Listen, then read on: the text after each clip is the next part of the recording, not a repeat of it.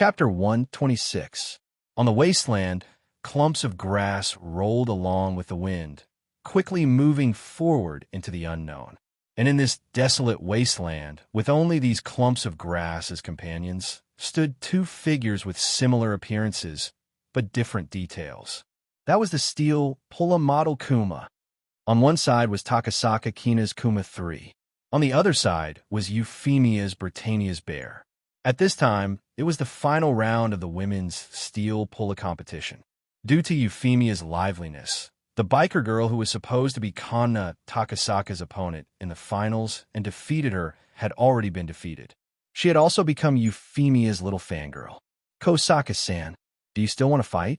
Right now, your Kuma 3's condition is not very good.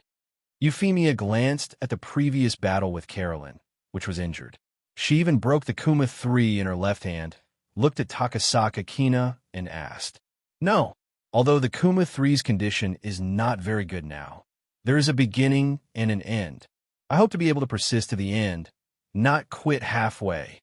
Takasaka Kina showed a persistence that would never give up. "Is that so?" Euphemia smiled softly, with appreciation in her eyes. "Kosaka-san, this is a very good perseverance. I hope you can keep it up in the future. Then let's begin." As soon as the voice fell, the Kuma 3 and the Britannia's bear suddenly jumped up together and rushed toward each other. Under the control of Takasaka Kina, the Kuma 3 raised its right hand, constantly locked onto the Britannia's bear, and fired a particle beam. But Euphemia didn't care about these attacks. For the Britannia's bear, who was equipped with the same cloak as the pirate Gouda, these light beam attacks were nothing in its eyes. Whoosh whoosh. The Britannia's bear turned the scepter in its right hand, and in the whistling sound of the scepter's rotation, the sharp end of the scepter rose and locked onto the oncoming Kuma 3 from afar. No matter how well the particle beam shot by the Kuma 3 was aimed, it couldn't break the seemingly weak but unusually strong cloak of the Britannia's bear. It can't be broken. Why can't it be broken? Seeing that Takasaka Kina's attack didn't work, Makoto Ito couldn't bear to look at Rei Minkai. "Kai, isn't that too foul? You actually gave Pirate Gout Da's light cloak to Kuma. Foul? Is it? Honestly, this is not a foul. You're just worried about your classmate Takasaka. Don't worry. Euphemia doesn't mean any harm. This match will be over soon. Of King Kina of a wife." Calm, in the next moment, just as Lame Minkai had said, Euphemia did not extend the duration of the match to show off her strength. "Who?" As the red cloak fluttered, a sharp light lit up in the right hand of the Britannia's bear, which rushed straight forward, and in an instant, it pierced the neck of the Kuma 3. "Who?" Euphemia's voice sounded again amidst the sound of the wind. "Kosaka-san, what about now?" Looking at the sharp scepter pointed at the neck of the Kuma 3, Takasaka Kina slowly exhaled, stabilized her heartbeat, and said decisively, "I lost. The battle is over." Boom! Clap, clap, clap. "Princess! Your Highness! Super tall!" Cheers and applause kept ringing at this moment. Although Euphemia won the game, most of the applause was for Takasaka Kina. "It's a good battle. UFFI Kina. How do you feel?" Rei Minkai glanced at the golden trophy made from the upper body of the ancestor Gouda, which was held in Euphemia's arms, and nodded. "It's fun. Guy, I kind of want to participate in the game by myself." Euphemia's small face flew with two red clouds of excitement, and said cheerfully, "Today's game can be said to be the most enjoyable for Euphemia." In this game, Euphemia didn't need to pay attention to her identity, nor did she need to pay attention to the world she was in now. The only thing she knew was to control her steel Pulla model and fight with her opponent with all her strength. That kind of carefree feeling was unprecedented. "Okay, if you want, UFFI Kina." Rei Minkai did not object, but strongly supported Euphemia's decision. However, when it came to the final step, Euphemia flinched. "Well, no, now is not the time to talk about this. Guy, the world competition is about to start. We are one. How can we be separated on the eve of the world competition? Guy, I'm already very happy today. So, Next, it's my turn to help you. Euphemia's undisguised straightforwardness made Ray Minkai's heart soften. He couldn't help but reach out and hold her in his arms and whispered, "Thank you. UFFI Kina. Who the hell are you? Let go." At this warm moment, a sharp and extremely discordant voice interrupted the tenderness between the two. "Qianjia, you haven't left yet?" Euphemia, who raised her head from Ray Minkai's arms, asked in surprise. "Me? Of course I haven't left. Wait, who the hell is this man? Let go. My Princess Royal Highness will never and can't be held in the arms of a man." Ray Minkai's eyes twitched, and he took the first step, carried Euphemia up, stepped forward, and rushed out of the model store, and quickly ran out of the commercial street.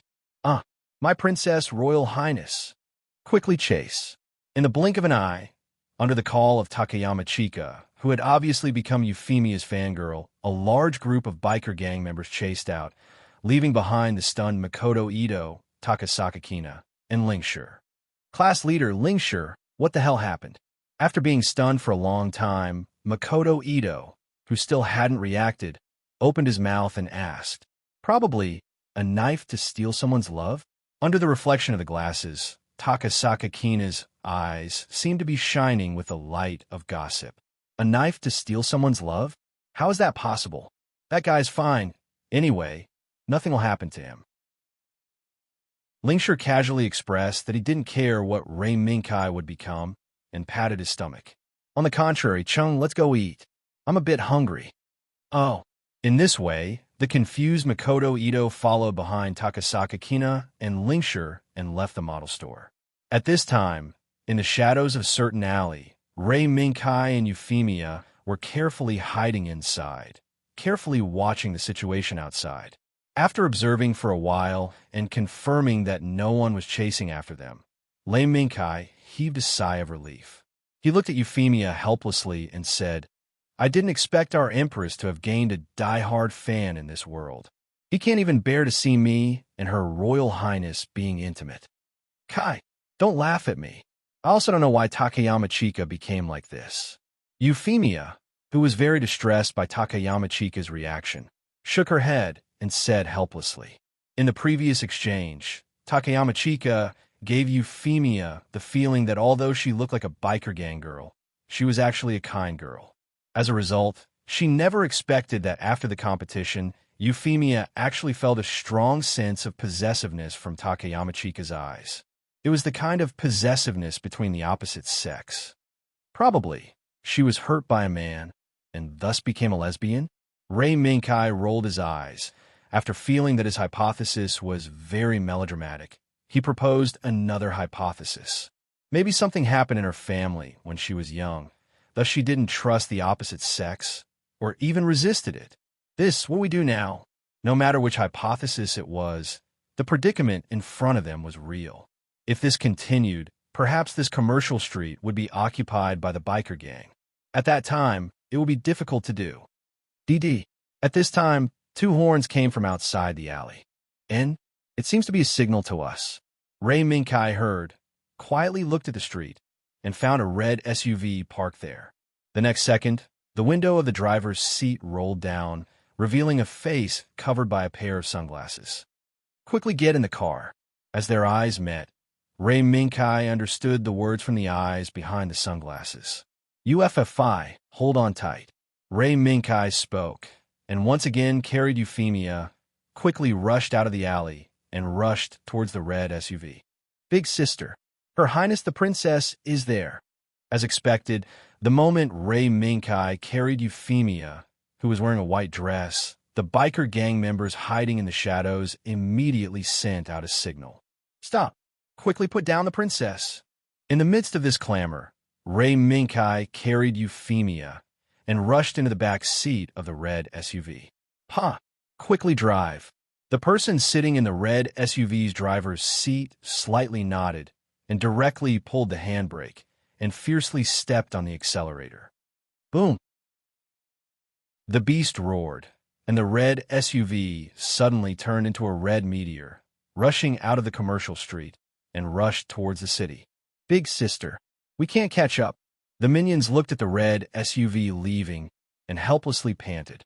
Can't catch up? How can my princess be taken away by a wild man like this? Quickly give chase. Call everyone. The biker gang's unwilling roar opened the curtains. After quickly entering the city's highway, Ray Minkai and Euphemia were finally able to breathe a sigh of relief. UFFI, looks like the days ahead will have some twists and turns. Ray Minkai faintly had a premonition that today's matter would not end here. Euphemia's lips moved, but did not say anything. As the third princess, the palace education allowed her to skillfully face any situation, but today's unprecedented encounter made Euphemia unable to find a direction. There was actually a girl who did not hide her desire to possess her, which gave Euphemia a headache. Haha, sometimes being too charming is not necessarily a good thing. Just as Euphemia was feeling distressed, a voice came from the driver's seat. That's true. Thank you for your help. I'm Ray Minkai. She's Euphemia Libertania. May I ask who you are? The only people who could help him in such a timely manner were probably the people from the administration. I know you guys. It was a knight and a princess from another world. I was appointed by the assistant director, Reza Beryl, to assist your new guide. While speaking, the driver found a place on the side of the road and temporarily stopped. After taking off the sunglasses that covered most of his face, he turned to face Ray Minkai, and Euphemia smiled and extended his right hand and said, I'm Aslan Sarah. From today onwards, I'm your guide. In the future, please advise me. Aslan Sarah? Ray Minkai was slightly taken aback and immediately focused on observing the face after taking off the sunglasses. Short blue hair, dark green eyes, and a trace of melancholy between his eyebrows. His every move made people feel a natural noble aura. This was Aslan Sarah. Yes, I'm Aslan Sarah. Looking at your reaction, Ray Minkai, you should already know of my existence. Then, I won't introduce myself anymore. Seeing Ray Minkai's appearance, Aslan knew that his past had been known by the man in front of him. Although he was a little surprised and uncomfortable before coming to this steel polo world as a former subordinate and now a superior, Reza Beryl had already given him a warning more than once. He even gave him an animation depicting his experience in the war 15 years ago for him to experience on his own. That was undoubtedly a wondrous experience. Looking at his past self in the midst of hesitation, passively pushed forward by fate, and finally stepping into a familiar but different ending, Aslan's originally firm heart began to waver once again. Mia, is your decision really the right one? Thinking of his wife Mia's dying wish, which was different from the original book's ending, Aslan found that he seemed to have once again fallen into the whirlpool of hesitation that had entangled him all his life. Aslan, what are you thinking? At this moment, Ray Minkai's call woke Aslan up. Aslan shook his head, subconsciously glanced at the side mirror, and helplessly smiled bitterly. No, nothing. It's just that we have to go around a few times. They're catching up again. What? Ray Minkai and Euphemia exclaimed, and looked back at the same time.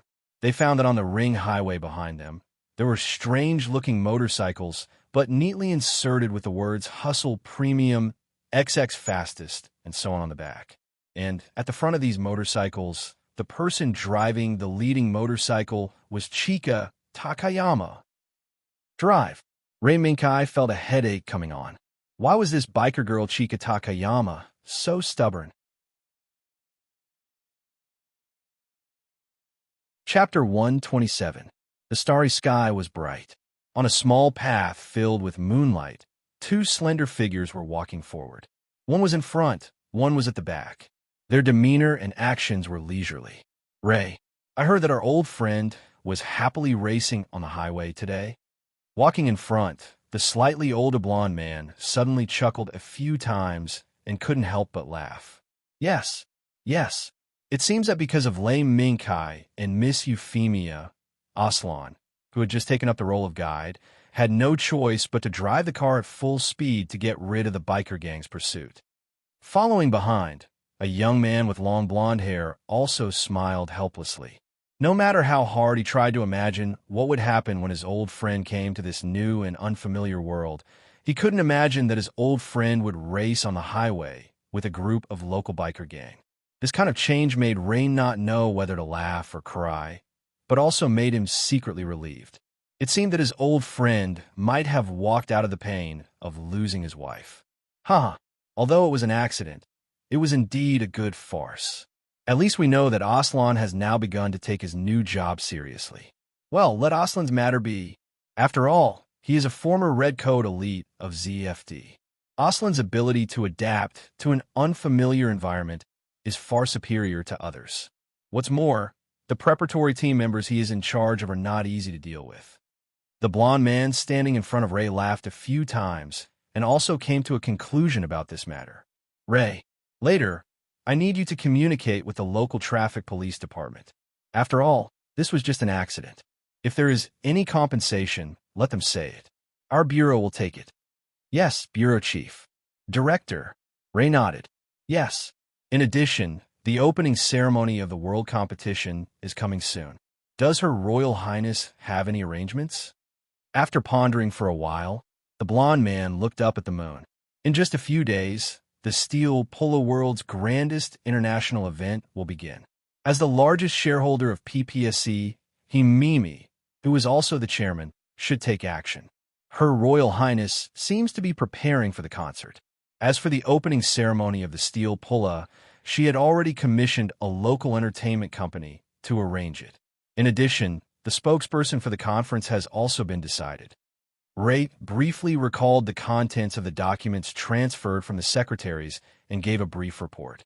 Candidates? Is he a local? Yes. I think it's an idol singer called Kiera. Idol singer? The blonde man smiled and said in a clear voice, Speaking of which, our princess is also an idol singer. Does this count as a senior promoting a junior? A chief. It can't be, right? Ray was stunned for a moment, unable to react. The director's thoughts were sometimes too jumpy. Oh, is that so? Forget it. It's none of my business anyway. So be it. We, the administration, will not interfere with the opening ceremony. But, Lay, I remember that there is an exhibition match on the program schedule sent by Her Royal Highness for the opening ceremony. Ray pondered for a moment and immediately remembered. Yes, it is said that it is an extra program set up to hype up the atmosphere of the Steel Polo World Competition. In fact, except for the administration and the president of PPSC, no one else has the right to know. In other words, this is a temporarily confidential project? Interesting. Under the moonlight, the blonde man raised his hand and took off the silver mask on his face, revealing the face that had been hidden under the mask for a long time. It was a naturally handsome face with strong lines. Moreover, no matter who it was, as long as they looked at it, they would find that this face was exactly the same as Ray's face, as if it was printed from a mold. Ray, it seems that I haven't been active for a long time. Really?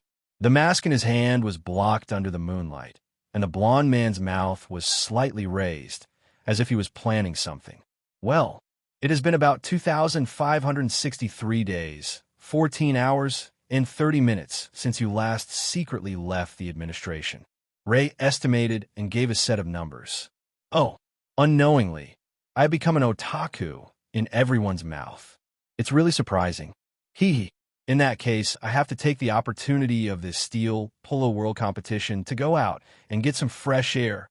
With a flip of his right hand, the silver mask disappeared into the void, and the voice of the blonde man revealed a trace of cynicism. Director, you can't be? This is not in the plan. Ray froze for a moment and immediately realized what the blonde man in front of him was planning. Not in the plan?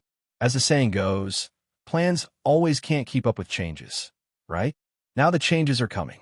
The cynicism on the corner of the blonde man's mouth became more and more intense.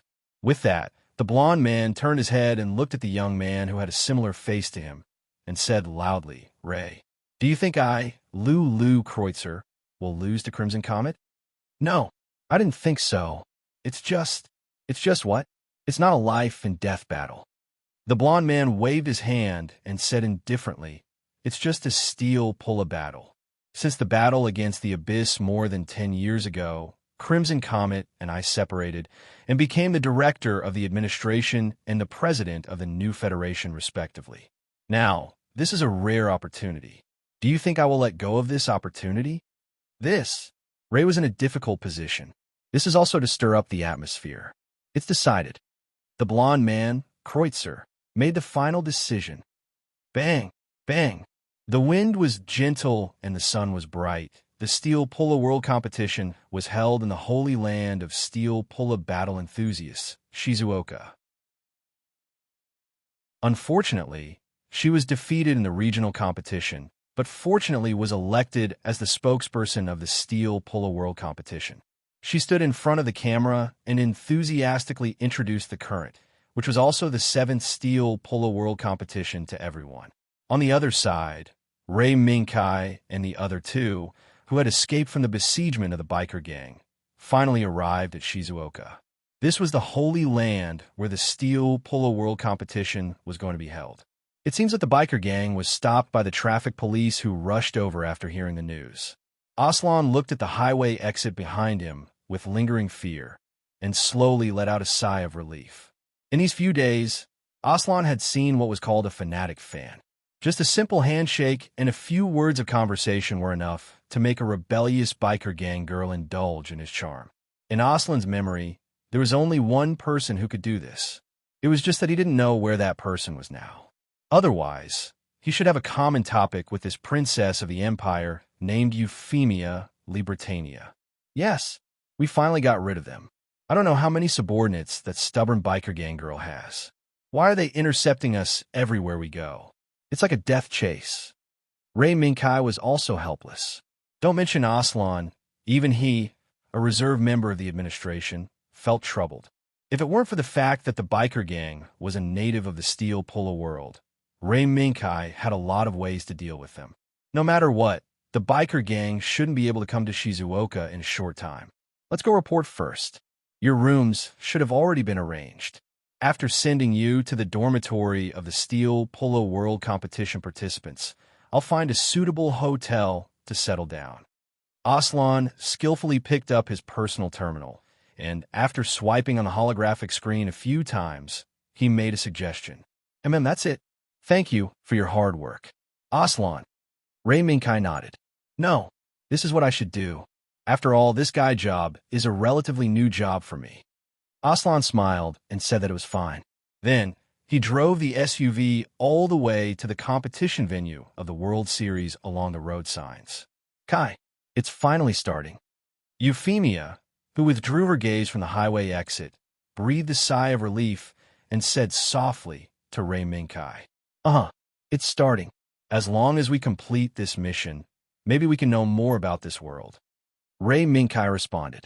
While the sun was driving, Ray Minkai and Euphemia saw that the big screens on both sides of the road seemed to be broadcasting the rules of the world competition. Kai, look, it seems to be explaining the rules of the upcoming world competition. Euphemia raised her hand and pointed to the big screen on the side of the road. Ray Minkai nodded, took out the personal terminal in his pocket, and turned it on. After a burst of fluorescent light, the holographic screen began to play the same video as the big screen outside. In Kiera's introduction, the rules of this year's World Tournament were clearly introduced one by one. Following Kiera's explanation, Ray Minkai also constantly compared the rules of the Steel Polo World Competition with the rules in his memory. After some comparison, Ray Minkai secretly breathed a sigh of relief. There were no changes. If it was really as Kiera introduced, the rules of this world competition were no different from the world competition in Ray Minkai's memory. In other words, the various arrangements made by Ray Minkai so far to deal with the world competition and even the targeted strengthening of the steel polo body would be maximized. As long as everything goes well. Looking at the river that appeared in front of him, Ray Minkai secretly said in his mind. However, Ray Minkai knew that this world competition would not be carried out according to the world competition in his memory. Putting everything else aside, he was the biggest variable in this situation. Therefore, Ray Minkai still had to make some new preparations to deal with any unforeseen events that might occur. Beep beep. As the SUV drove into the area where the contestants' dormitories were located, Aslan gently pressed the horn twice to signal the staff at the entrance to get ready to welcome them. Minkai, Miss Euphemia, I'll stop here. Go for it. I'll cheer for you from the audience. Standing next to the SUV, Aslan nodded at Ray Minkai and Euphemia, reached out to shake hands with Ray Minkai and Euphemia, and cheered for them. Please look forward to it. Aslan. Ray Minkai smiled, and then said, don't just focus on us. Aslan, take advantage of this time to walk around and familiarize yourself with the environment here. I will. Then, see you on the field. Both of you, please follow me. The rooms have been prepared for you.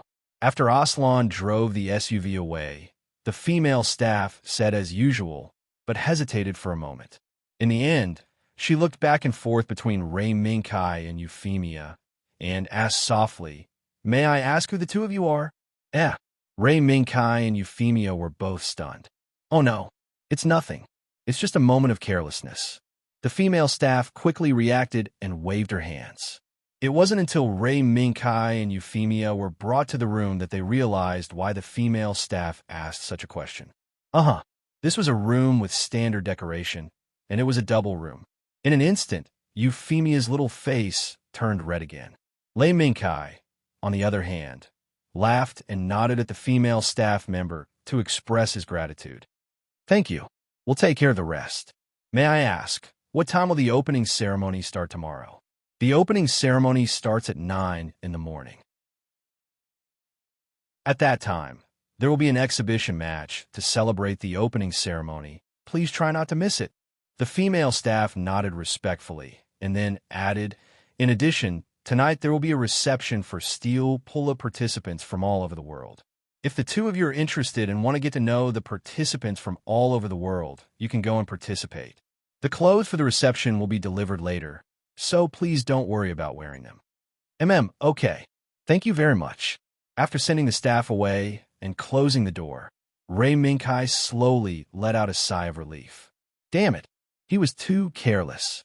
He remembered the rules of the world competition, but he didn't remember that the dormitory provided for the participants was a double room. However, it was fortunate that it wasn't one big bed, but two separate single beds. Otherwise, not to mention himself, Euphemia might have suggested changing rooms immediately. After all, as the third princess of the empire, Euphemia was still very reserved in certain aspects. Minkai, you sleep on that bed. I'll sleep on this one. The blushing Euphemia quickly gave the order. Yes, my cute princess. Seeing that Euphemia had already made the biggest concession, Ray Minkai agreed. Chapter 128. There weren't many contestants who attended the party. Perhaps it was because of the long journey, or perhaps it was because of the final preparations for the upcoming world competition. Of course, there were quite a few contestants who could come to the party with a confident smile and get to know their future opponents. Riccardo Fellini, as the champion of the Italian division, was one of them. Moreover, at the beginning of this evening party, his playboy personality began to stir. Because in addition to the famous former world champion Ella Yukinen, the player who stunned the world's steel pull-a circle guy appeared on the stage. Riccardo Fellini's gaze only stayed on the man with the silver mask for a moment, and then it fell on the young girl with a silver veil on her left and right. Although more than half of the young girl's face was covered by the veil, Fellini could tell from the young girl's demeanor and figure that she was definitely a heaven-shaking beauty. However, when Fellini was planning how to go up and strike up a conversation, he didn't expect the other party to come to him automatically. Moreover, when he opened his mouth, Fellini was shocked. Fellini, on the eve of the world competition, if you don't restrain your playboy character, you will be struck by lightning. The man with the silver mask looked at Fellini and said, You. Fellini froze for a moment, and then immediately reacted. Your guy. That bastard who always finds excuses to not fight with me. Fellini exclaimed, attracting the attention of the people around him. Nothing. Everyone continue. Under everyone's puzzled gaze, Fellini, who found that he disturbed others, quickly pushed the masked man to the corner and looked up and down at the masked man in front of him. "You bastard, you're not really Lei Mingkai, are you? It's the real deal." The masked man raised his hand and lifted a corner of the mask to let Fellini see his appearance clearly, and then put on the mask again. Fellini, who finally saw the appearance under the mask, gritted his teeth and pointed at the masked man, Lei Mingkai, and scolded, "It's really you, bastard."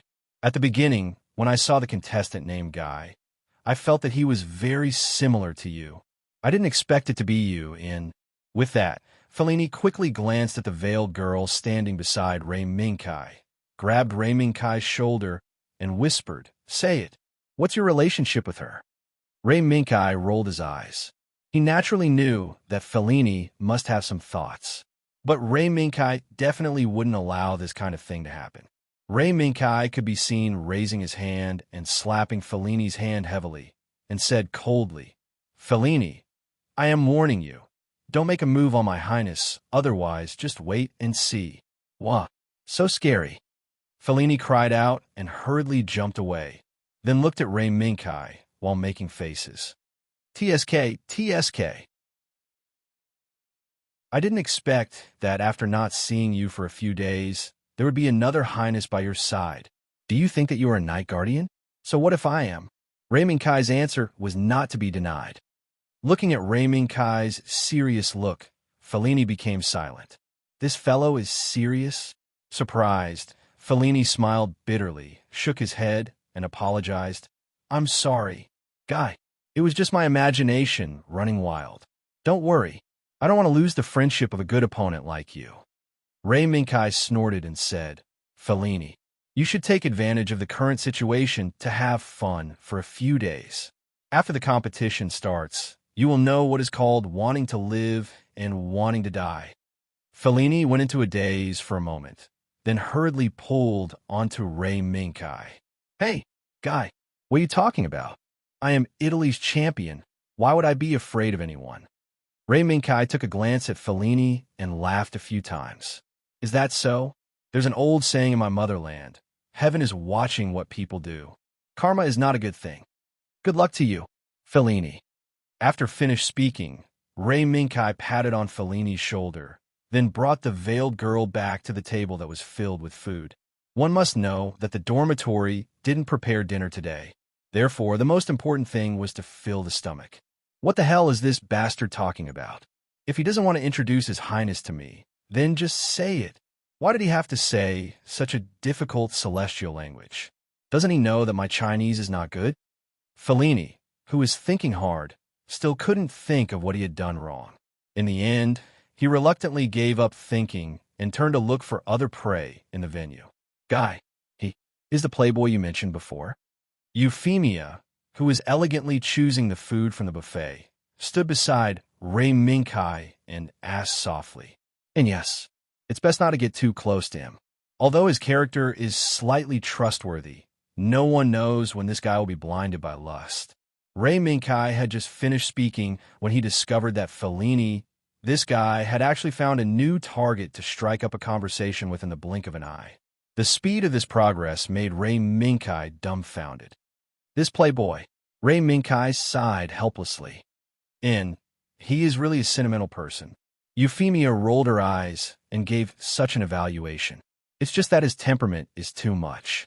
Lei Mingkai shrugged his shoulders. Guy, you're a guy, right? Just when Lei Mingkai and Sophia had finished choosing their food and were preparing to find a place to sit down and eat, another voice rang out behind them. Looking back, they discovered that it was Makoto Ito, who was wearing a formal suit, and another youth who was also wearing a formal suit and wearing a large brimmed hat, narrowing his eyes. Without needing an introduction, Lei Mingkai had already found the identity of this narrow-eyed youth from his memory. Masato Yazaka, the proud disciple of the heart-shaped steel pulla school, the youth who was determined to become the world's #1 steel pulla maker. Strong enemies are appearing one after another. With such a sigh, Lei Mingkai revealed a trace of a smile and indicated for the two to follow him. Only when they arrived at a relatively quiet corner did Lei Mingkai pass the plate with the food to Euphemia. And then he looked at the two youths who followed him. Chung, we meet again. Seeing that there was no one around them, Ray Minkai straightforwardly took off his mask. It is indeed Guy. My guess was correct. Makoto Ito said in surprise. I knew that I wouldn't be able to hide it from you. Now, are you satisfied? Chung, we have already stepped onto the stage of the world competition. Ray Minkai nodded his head. Wait a minute. Could it be that because you want us to qualify for the world competition, you chose to go to China to participate in the competition? Makoto Ito, who was quick-witted, finally guessed the reason. There is nothing wrong with wanting to participate in the world competition in the name of our country, right? Chung. Ray Minkai admitted Makoto Ito's guess frankly. No, not all. Just when Ray Minkai and Makoto Ito were talking, Masato Yazaka sized up Ray Minkai and asked, Chung, is this the Ray Minkai you were talking about? The super dark horse that suddenly appeared in China? Guy? Yes. Makoto Ito nodded his head and happily introduced, Guy, this is a steel pulla fighter from Kyoto and also a steel pulla model maker. His name is Masato Yazaka. Chung, I know his name. Before Makoto Ito could finish speaking, Ray Minkai took the initiative to say Masato Yazaka's name and extended his right hand to Masato Yazaka. I am Ray Minkai. My current identity is Chung from the China competition. Nice to meet you. Steel pulla model maker, Masato Yazaka. Upon hearing Ray Minkai calling him steel pulla model maker, Masato Yazaka's squinted eyes opened slightly and stared at Ray Minkai's eyes that were hidden under the mask. You really surprised me. I didn't expect to be called steel pulla model maker for the first time. This feeling is not bad. Chung, I am Masato Yazaka. You can call me Masato Yazaka. Masato Yazaka reached out his hand to shake Ray Minkai's hand and smiled slightly. Masato Yazaka. This is my partner, Euphemia Libertania. Ray Minkai nodded his head and pointed at Euphemia.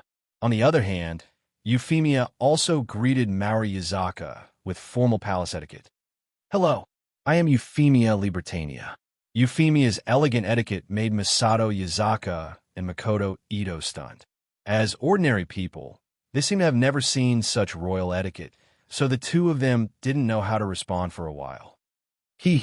Okay, Masato Yazaka, relax. Just do whatever you want. This is UFFI's response to being able to recognize you. The two little guys who were usually addicted to the model of steel pulla nodded in a daze. Seeing their silly looks, Ray Minkai couldn't help but look at Fellini, who had been drunk for a short period of time and was telling the history of Gundam loudly with a purple-haired girl in his arms. Ray Minkai sighed. There are always some differences between people. The night gradually passed. The next day, the opening ceremony of the world competition finally arrived. Everyone in the stadium. Hello, everyone in front of the TV. I am Gauda model idol Kiera.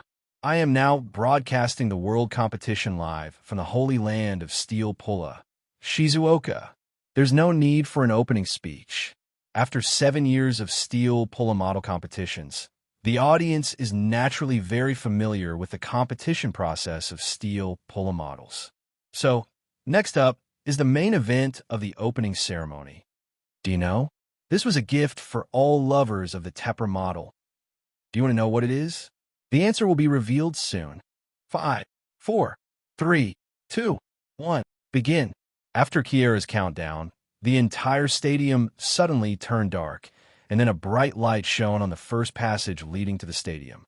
Then, Kiera's voice sounded.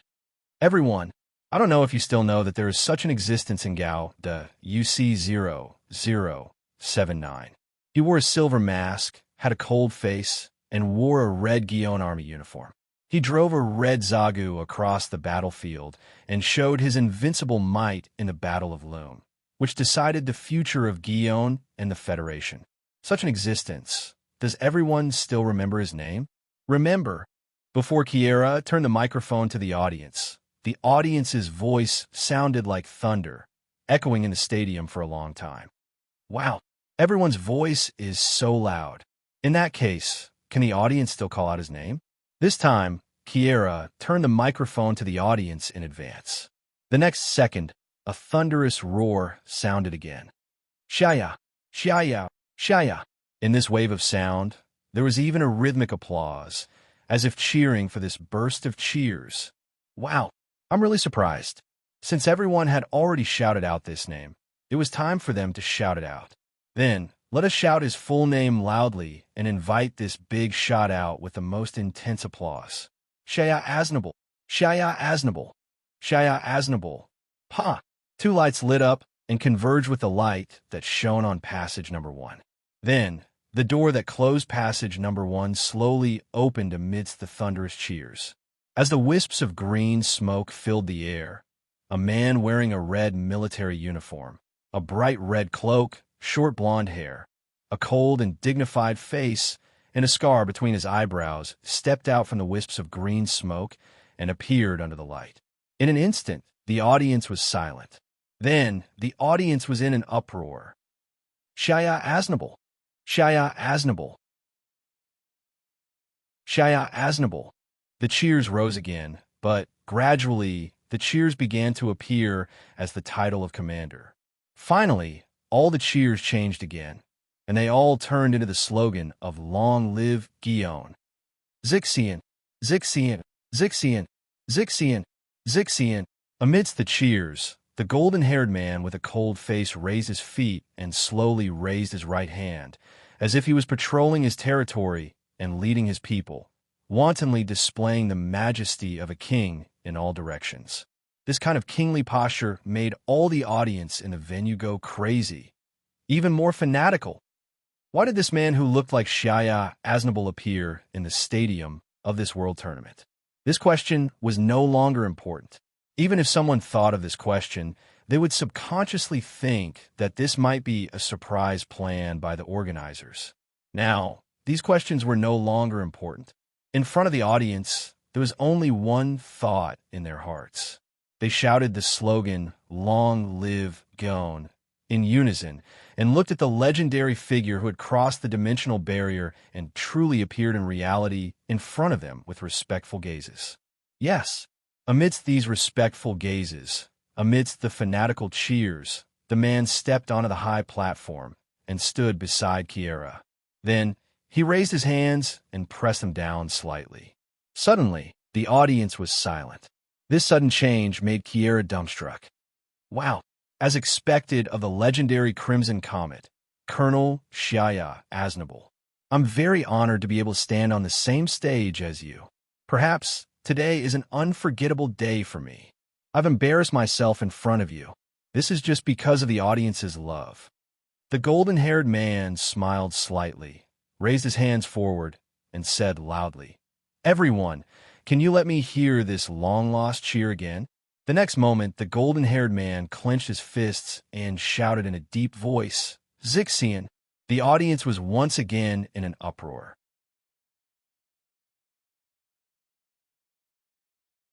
Chapter 129. What a joke! Suddenly, when the audience was cheering for the legendary figure standing next to Kiera, an extremely discordant voice sounded. This voice was so weak that it could almost be drowned out by the sound waves, interrupting the waves of shouts. Pa! The moment the audience suddenly quieted down, a new light lit up and fell on the third passage opposite the first passage. Under this bright light, a man with long blonde hair, wearing a red military uniform similar to a tuxedo, a sturdy figure, and a face covered by a ring-shaped silver mask, was looking at the man standing next to Kiera with a mocking smile, Shaya Aznable.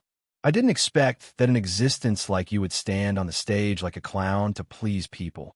The blonde masked man's voice became deeper and deeper, and the ridicule in it became more and more intense. After he looked around, the ridicule on the corner of his mouth became even more obvious. To please these ignorant fools. As soon as this remark came out, it immediately aroused the audience's indignation. Just when the audience's dissatisfaction was about to erupt, Kiera, who acted according to the situation, immediately came out to smooth things over. Everyone, please look. Isn't this the man who is active in UC0096 Unicorn Period, known as Shaya's Reappearance, and also the highest leader of the sleeved Neo-Zeon remnants, Colonel Fulgent. Under Kiera's loud shout, the audience's dissatisfaction suddenly calmed down. Most of the audience who were able to sit in the audience were very familiar with Gauda's works. The dissatisfaction just now was only caused by the sudden appearance of this man, who spoke sarcastically to Shaya Aznable. After knowing the man's true identity, most of the audience also calmed down, and their eyes began to flicker with anticipation. Among them, there were even some audience members who knew the plot softly explained to their friends who didn't understand the plot. So, this man named Fulgent is an enhancer who was implanted with Shaya's personality? Euphemia was one of the people who didn't understand the plot. Under Rayming Kai's careful explanation, Euphemia finally understood why Fulgent had such an attitude. Yes, Rayming Kai nodded. His gaze fell on the red figure who was slowly walking towards the stage under the illumination of the lights. I didn't expect the so-called opening ceremony to be like this. It's really surprising. However, it does make people feel like they are in an unbelievable dream. In Rayming Kai's memory, only games related to Gauda and Mecha battles could allow Shaya and Fulner Volante, these two real and fake ducks, to meet and have a fierce collision. Who would have thought that there would be such a dramatic change in reality? This world was truly wonderful beyond words. Fulgent, who was gradually becoming the center of attention, did not care about those gazes. What he cared about was the figure that stood quietly on the stage from the beginning to the end, the figure that he had been chasing. Yes, that was the man who was feared by the Earth Federation, General Shin Gyuing. His methods made the Earth Federation feel uneasy, and also made countless new Gion soldiers feel excited from the bottom of their hearts, feeling the supreme glory of the Gion revival. Listen, the loud chants of Zixuan were the highest and most glorious praise for this man. Shaya Aznable, why are you standing here? You shouldn't be in this place. Answer me. The masked man, named Ford Volante, stopped and looked up at the figure that had been looking at him calmly the whole time. Then he asked, Fear Volante? Under the lights, the man named Shia Aznable gradually retracted his gaze and fell on the silver mask on Fulgent's face. I've heard of you. Unfortunately, maybe it's because of me that you appeared. However, this doesn't mean that you have the right to ask about my affairs, my decisions, or even my life. Shaya's voice was very calm. So calm that it was as if he didn't put Fulgent in his eyes. He was simply saying what was in his heart. Is it unfortunate? Fulgent pondered for a moment, then laughed a few times, raised his hands, and slowly took off the mask covering his face, revealing a face that was somewhat similar to Shaya Aznable's. The color of the pupils and even the wound between the eyebrows were exactly the same. Shaya Aznable, I wonder, when you see this face, will you still calmly say such unfortunate words? After taking off the mask, Fulgent asked in a deep voice. Shaya was silent for a moment. Yes, it's unfortunate. Val Volante, my thoughts haven't changed from the beginning to the end. Hearing this response, Fulgent's right hand that was holding the mask suddenly tightened and gripped the mask tightly. But even so, Fulgent's face remained calm. Is it unfortunate? Suddenly, Ford Volante raised his mask and slowly put it back on. He looked up at Shaya and said in a voice that could freeze everything, Don't worry. Indeed, this is a very unfortunate thing. Regardless of whether it is for you or me, it is unfortunate. But for me, as a vessel, it is even more unfortunate. Why? Shaya asked. The Shaya Aznable I know is a terrifying man who did not hesitate to fall Axis and destroy Earth to achieve his goal. Fulgent raised his right hand and pointed at Shaya on the stage. If the Shaya Aznable standing in front of me is unable to complete the great cause of falling Axis, then he can become, no, it should be said that only I, Fulgent, am the real Shaya Aznable, the Crimson Comet, the commander-in-chief who leads the remnants of Neo Zon. Is that so? Shaya's expression did not change as he looked down at the man who claimed to be Shaya Aznable. Then why are you here? To defeat you. To complete myself. Fulgent's voice was full of determination. As a vessel, I have my shortcomings, but the opportunity to make up for my shortcomings and complete myself is right in front of me. Shaya Aznable, fight me. Is this the place? Shaya looked around. Right here. Fulgent flipped his palm, and a model of the steel pulla appeared in his palm. He looked at the model of the steel pulla in his hand mockingly. Although it's a pity, this is also the result of a regretful reality. Shaya, use the steel pulla battle system behind you and fight me. As you wish. When the two red figures stood on the left and right sides of the steel pulla battle platform, Kiera once again spoke in a loud voice. Ladies and gentlemen, what you're looking at now is the special program of our 8th Steel Pulla Battle World Competition. This is a dreamy duel. The two participants are the legendary characters of the Gauda series, the Crimson Comet Shaya Aznable, and Fulgent, who is known as the second coming of the Crimson Comet Shaya Aznable. Kiera took a deep breath, and after barely suppressing the excitement in her heart, she shouted with force, "Ladies and gentlemen, please shout with me the slogan to activate the Steel Pulla battle system. 3, 2, 1. Palaski particles are beginning to disperse." At this moment, the audience roared again. Then, under everyone's gaze, the two red figures were instantly enveloped by the Palaski particles released by the Steel Pulla battle system. Battlefield number 1, Universe. The unique light of the Palaski particles flashed, and a space-terrain battlefield with the moon below and the L2 colonial satellite group above was formed. What amazing technology! Shaya looked at the very familiar terrain and couldn't help but exclaim in admiration. Please put in the Steel Pulla model. Shaya Aznable, let me see what you're capable of. Fulgent silently stared at the Steel Pulla model in his hand for a while. It was the Steel Pulla model, MSN, Row 6, SXN, and Joe, carefully made by his capable subordinate, Angelo Sauer. Before Angelo took out the Steel Pulla model, Fulgent never thought that his capable subordinate would be enthusiastic about other things, but for the current situation, this enthusiasm was a timely rain. Ka! Fulgent took a deep breath, raised his hand, and placed the accent and state in the strike position. He then placed his hands on top of the two control balls that appeared. He then looked up at the figure hidden behind the light emitted by the Palaski particles. Kacha! In an instant, a bolt of lightning flashed in Shaya's mind. This is undoubtedly a declaration of war. A declaration of war from Fulgent. Are you ready? Very good. Let me see what you're capable of. Valvolante.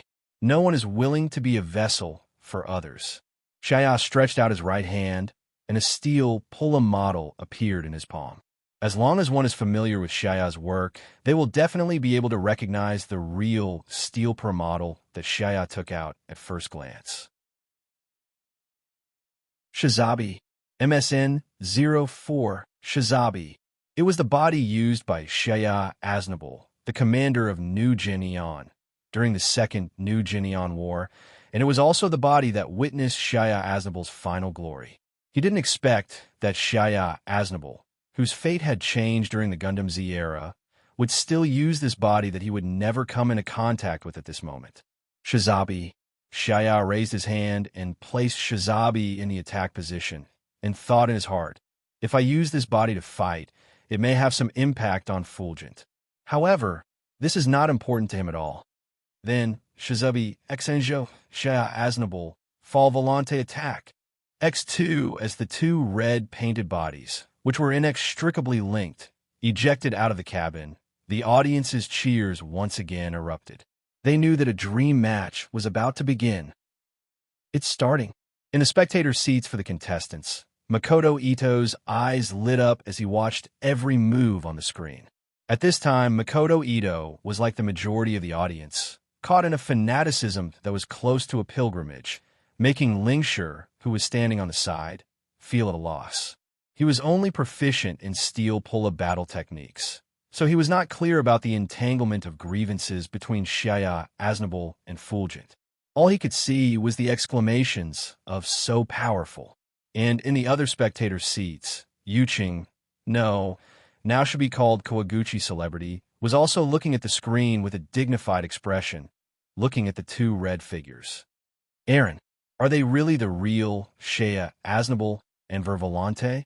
As his partner, PPSC Development Director Aaron froze for a moment, then said with some uncertainty, I also don't know. What I know is that this dreamy duel seems to have been proposed and executed by the elusive chairman. The only one who knows the truth of this dream match might be President Shinobi. Is that so? Kawaguchi Celebrity muttered for a moment, then suddenly stood up from his seat. Celebrity, where are you going? Are you not going to continue watching? Although I don't know if it's real or fake, their piloting skills are genuine. To put it bluntly, if they really want to participate in the world competition, it might not be too late for us to surrender. Aaron's words made Kawaguchi Celebrity stop in his tracks. Is that so? Maybe you are right. But right now, I don't care about this. What I care about is their identity. Aaron, I will go look for President Shinobi. President Shinobi? He shouldn't be here yet. Who knows? Kawaguchi Celebrity snorted, then turned around and left. President Shinobi, who had become Kawaguchi Celebrity's target, had indeed arrived at the venue. But before the end of the opening ceremony, his arrival was kept a secret. It was not for any other reason. Instead, it was the blond man in a white military uniform, Law Kreutzer, who sat opposite him. President Shinobi, who in the eyes of ordinary people was currently rubbing his hands in a flattering manner, looking at Kreutzer, who was holding a glass of red wine and slowly sipping it. Director, I wonder what wind blew you here today? If I had known that you would come here, I would have told Beck to prepare in advance. Kreutzer smiled slightly, then turned to look at President Shinobi. No need to go through so much trouble. President Shinobi, the reason why I came here was just a whim. And please rest assured, I will not raise any objections to the operation of PPSC, nor will I say or do anything in front of Her Royal Highness. Yes. Thank you for your trouble. Director Kreutzer, I wonder why you are here today. Although Kreutzer said that he would not interfere with them, and only came to take a look as a person, how could President Shinobi not see what was wrong? I just want to have a steel pull a battle.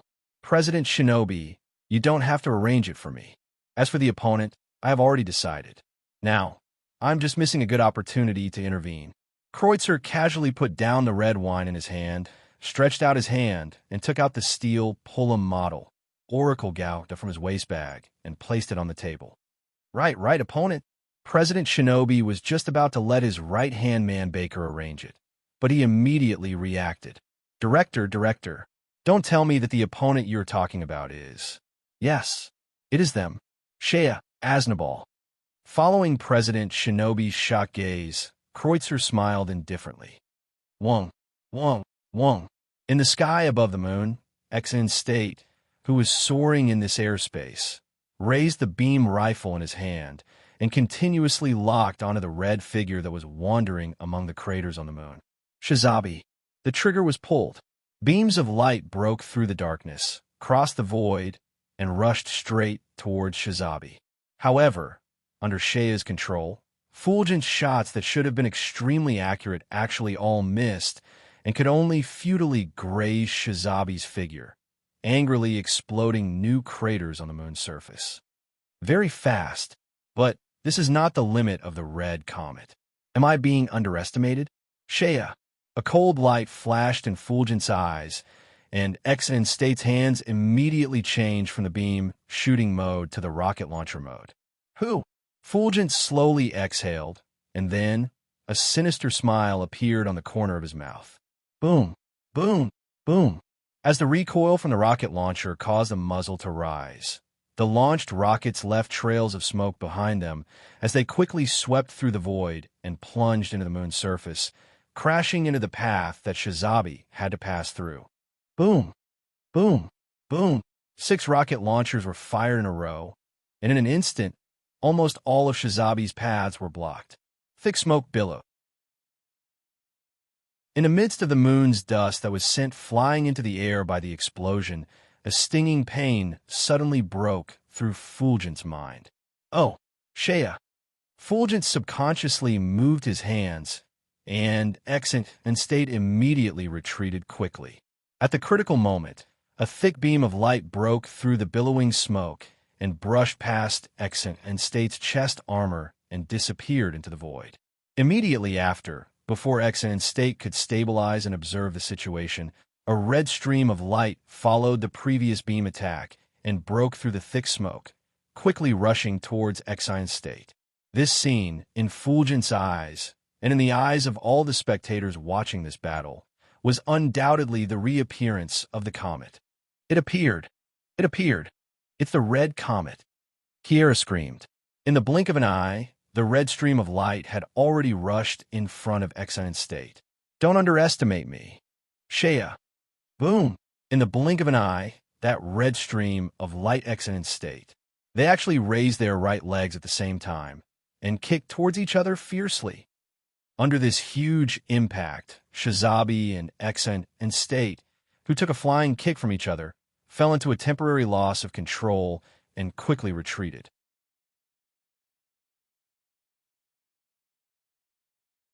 Chapter 130. Is that all? Ford Volante's gaze focused on Shizabi, who was standing on the cliff, as if he was looking at the man standing behind Shizabi. Ford Volante's voice, which was very similar to Shea's, slowly sounded. Is that all? From what I know. Suddenly, Fr Volante shook his head. Crimson Comet Shea Osnivor's strength is not only at this level. Is that all? Why are you so obsessed with the name of Crimson Comet Shea Osnivor? After Shizabi, Shea's gaze penetrated the light of Palevsky particles and condensed on the silver mask. Why? Fulgent murmured and raised his head again to look at Shizabi and Shea's familiar face. Because this is what the universe residents are looking forward to and praying for. No one can look forward to the reappearance of the Crimson Comet more than the universe residents, and the resurrection of new Jaiwan Commander-in-Chief Shea Osnivor. So, in the prayers of all the universe residents, Fulgent, no, it should be said that the vessel forged from my body was born. Is that all? Fulgent. Shea's gaze focused and asked in a deep voice. Yes, that's all. As soon as Fulgent's voice fell, Exant and State moved again. The first shot was the beam rifle in Exant and State's hand. Bright beams of light shot out from the muzzle of the beam rifle, breaking through the void and rolling up the moon's dust, carrying a deadly murderous aura as it rushed toward Shizabi, who was standing on the cliff. However, Shizabi dodged it without any surprise. Moreover, Shizabi only relied on small lateral movements to dodge all the shots from Exant and State. Shizabi's calm and relaxed appearance not only didn't make Fulgent feel frustrated, but made him feel even more excited, as if he was about to witness a miracle happen with his own eyes. Yes, that's it. Only this kind of posture, this kind of ease, can be called a Crimson Comet. Fulgent murmured in fascination, but his hands were moving again and again, constantly controlling Exant and State to shoot out fierce beam attacks, forcing Shizabi to use more power. Shea's face sank. He didn't need to look carefully. From the mental fluctuations he felt, he already knew that Fulgent, who was standing in front of him, seemed to have fallen into an inexplicable state. Inadvertently, this man who was very similar to him, but different, had fallen into an indescribable frenzy. Is it because they are too similar? Although this question appeared in his mind, Shea's hand movements were not affected at all. On the contrary, Shizabi's movements became more and more agile, causing Exant and State's attacks fail to hit him. Floating cannons. All of a sudden, the moment Shizabi stepped on the surface of the moon and rapidly soared into the sky, the 6 floating cannons mounted on the rack behind Shizabi shot out and disappeared into the pitch-black shadows in the blink of an eye. Although this scene disappeared in a flash, it was still perceived by Fulgent. Floating cannons? Very good. Then, let me experience the power of a Crimson Comet. Exant and State's chasing posture suddenly stopped, and it slowly reduced its speed until it was suspended above the moon, as if waiting for something, staying in place. Provocation? Really conceited. Val Volante. Seeing this, Shea slightly narrowed his eyes, And then in the next moment, Shaya's eyes erupted with a fierce, murderous aura. Floating cannons. Attack. Buzz. Buzz. Buzz. At the same time as Shaya's voice sounded, 3 small but extremely deadly beams of light shot out, 1 above and 2 below, fiercely shooting towards XN State, who was surrounded in the center. Humph! However, facing this killing move, Fulgent just coldly snorted.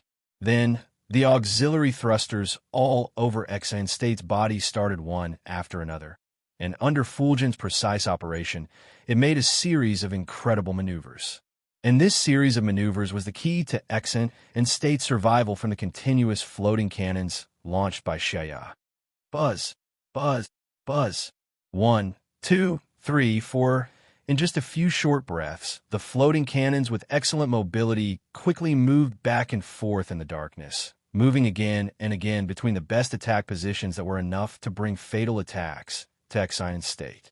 However, apart from leaving marks on the Exine continent's crimson armor, their attacks didn't cause any more damage to the Exine continent. Buzz. With the disappearance of the last floating cannon's attack beam, the fierce offensive facing XN State was also announced to be over. Is that all? Fulgent heaved a deep sigh of relief, but he still said so. That's all.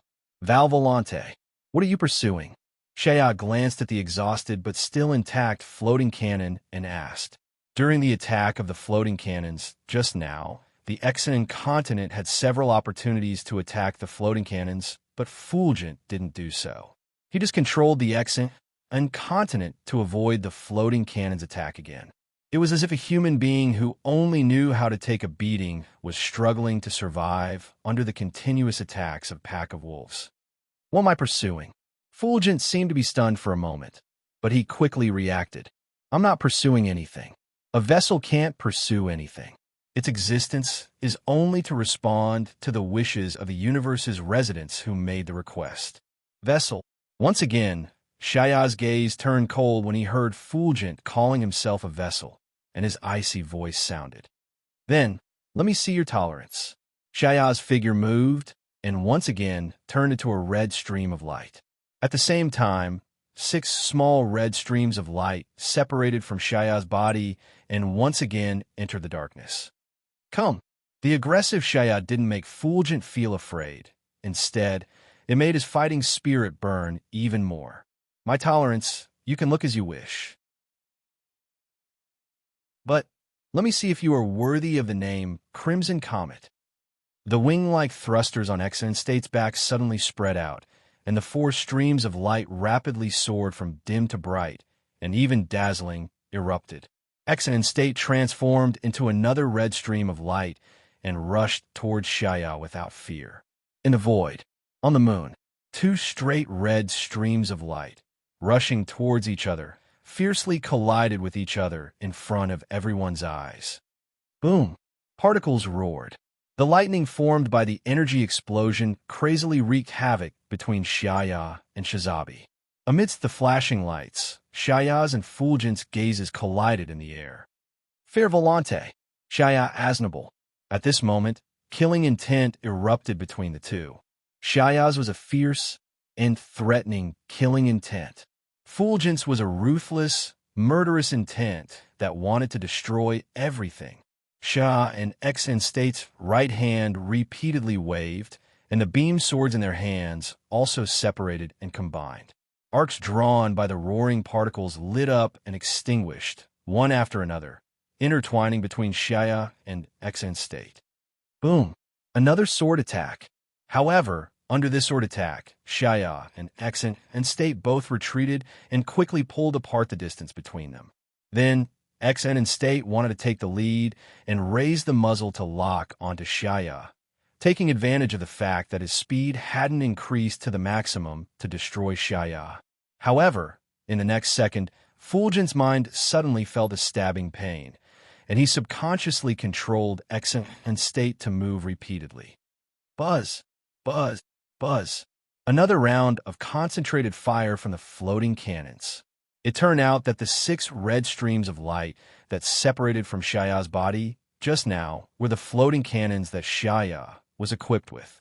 Shaya was actually able to endure until now to let the floating cannons hidden in the shadows launch a new round of attacks. Well done. In Fulgent's praise, X State's left leg suddenly exploded. It turned out to be a floating cannon, a meritorious service. Admit it, Shaya calmly nodded, as if he didn't take the small victory in front of him to heart. Buzz. X State's thrusters roared again. Fulgent still hasn't admitted defeat. He still hasn't seen the scene he was looking forward to. Before that, Fulgent will definitely not fall. Hee. Really persistent. I didn't expect the man that Her Highness brought back half a year ago to be so interesting. In VIP Room 1, Cruz stood in front of the floor-to-ceiling window, watching Shaya and Fulgent in a fierce battle for a long time. Even though he had heard rumors about Falante and read about him before, Lujo had never met Falante before. But what he didn't expect was that after seeing him in person, Cruz would be very interested in his existence. Chief, he's your opponent later? That man who looks very sinister? The president looked at Fulgent on the screen, but was unexpectedly startled by Fulgent's sinister smile. No, my target wasn't him from the beginning. However, having one more target might not be a bad thing. Kreutzer raised his head to look at the time and muttered to himself for a moment. President, it's almost time. I'll go first. Yes, I wish you a great victory. I'll be cheering for you here with Baker sauce. The president of the True Lower Guild quickly straightened his back and said respectfully. Cruz smiled slightly and patted the president's shoulder. Thank you for your kind words. In addition, there may be some accidents in this world tournament. I hope you won't panic too much. Everything will be handled by us, the administration. Your Excellency Guild Master, you can just enjoy the glory, splendor, and wealth of this world. Yes, yes, yes. PPSE will always support the administration. The president's face stiffened, and then he shouted even more respectfully. I don't support the administration. You have to remember, PPSE is just a piggy bank for Her Royal Highness. You just have to manage PPSE well. After Kreutzer picked up the Oracle Gundam model from the table, he left the VIP room under the escort of the president and his secretary, Beck. Wow, so scary. No matter how many times I see him, Director Cruz always makes me feel so scared. Baker, what should we do? As soon as Cruz left, the president of the True World Guild was like a baby who had been wronged. He threw himself into the arms of his secretary, Beckett, and cried. Okay, don't cry. Don't cry. After all, Director Cruz is just doing his job. As long as we manage the princess's piggy bank, we will be able to live the rest of our lives happily, won't we? President, really? Don't tell me you don't believe the princess' words? Oh, okay, I understand. In the blink of an eye, the president who was wronged just now immediately put on a CEO mask and sat upright on the sofa, calmly watching the battle on the field. This episode, no matter if it was Shea or Vervolante, they would not know about it. The two who put all their attention on the battle did not have extra time to pay attention to the movements outside the field, and also did not have the energy to respond to the audience who were screaming because of their fierce battle and the conversations that happened from time to time. Shea, Aznable, is this your limit? Xin and Zhou accelerated and rolled, avoiding the floating cannon's 3 consecutive shots. He waved a shield that ejected the beam axe and fiercely slashed toward Shizabi. Buzz! Shizabi raised a shield and blocked Xin and Zhou's beam axe in front of him. Then, Shizabi's right hand stopped at his waist, raised his beam sword and stabbed forward, fiercely stabbing towards Xin and Zhou's waist. Don't even think about succeeding. Vervolante's left hand swiped, and Xin and Zhou fiercely waved his beam axe to the left, leaving a deep scar on Shizabi's shield and chopping toward Shizabi's right hand that was stabbing forward. Shea's gaze focused, and he immediately pulled back his right hand. The moment the beam axe was about to hit his right hand, he successfully protected his right hand. However, Shizabi's attack would not stop because of this. It doesn't matter if he pulled back his right hand. Shizabi still has his left hand. When Xin and Zhou was waving his beam axe, Shazabi inadvertently revealed a flaw and brazenly used the shield in his left hand that was already damaged by the beam axe as a weapon and fiercely slammed it towards Exenjo. Boom! Caught off guard, Exenjo was unexpectedly sent flying by Shazabi's shield attack. He was forcefully pushed back nearly 100 meters before stabilizing his posture with the help of the thrusters. Before one wave subsided, another wave arose. Because of the close combat between Shazabi and Exenjo, the floating cannons that were unable to launch an attack once again came looking for trouble. Once again, they launched a new round of attacks towards Exenjo. It's not over yet. Is this the full power of the Crimson Comet? Stop joking. In my memory, the power of the Crimson Comet is enough to change everything. So, the universe residents sent out a prayer to let me, the vessel, be born. Facing the floating cannons that firmly locked onto Exenjo, the smile on Vervolante's face became more and more ferocious and crazy. I, Vervolante, before I become a real Crimson Comet, fulfill the prayers of the universe residents and change the world. I will never fail. Boom! Suddenly, a beam of light erupted from the depths of the darkness, dispersing the floating cannons formation surrounding Exenjo with the momentum of a thunderbolt, saving Exenjo from the situation of imminent defeat. What? Shea and Vervolante were startled by the sudden beam attack. You're really talking to yourself. The only person who can change the world is me, the only pure race in the world. In the darkness, as the sun's rays shone, a mysterious silver-gray body slowly emerged from the darkness. Its forehead, eyes, and chest were all different sizes of dark green light spots. Judging from the two cannons on its shoulders that had been opened and were still glowing, it wasn't hard to tell that the beam attack just now was the masterpiece of this mysterious silver-gray body. Moreover, after hearing the voice of the pilot of this silver-gray body, Shea showed a surprised expression. This voice is very familiar. Could it be Amro Ray? Amro Ray? Stop joking. I am the only pure race, the only supreme existence who can guide human evolution. My name is Livens Allmark. I am not an existence that promiscuous stallion can compare to.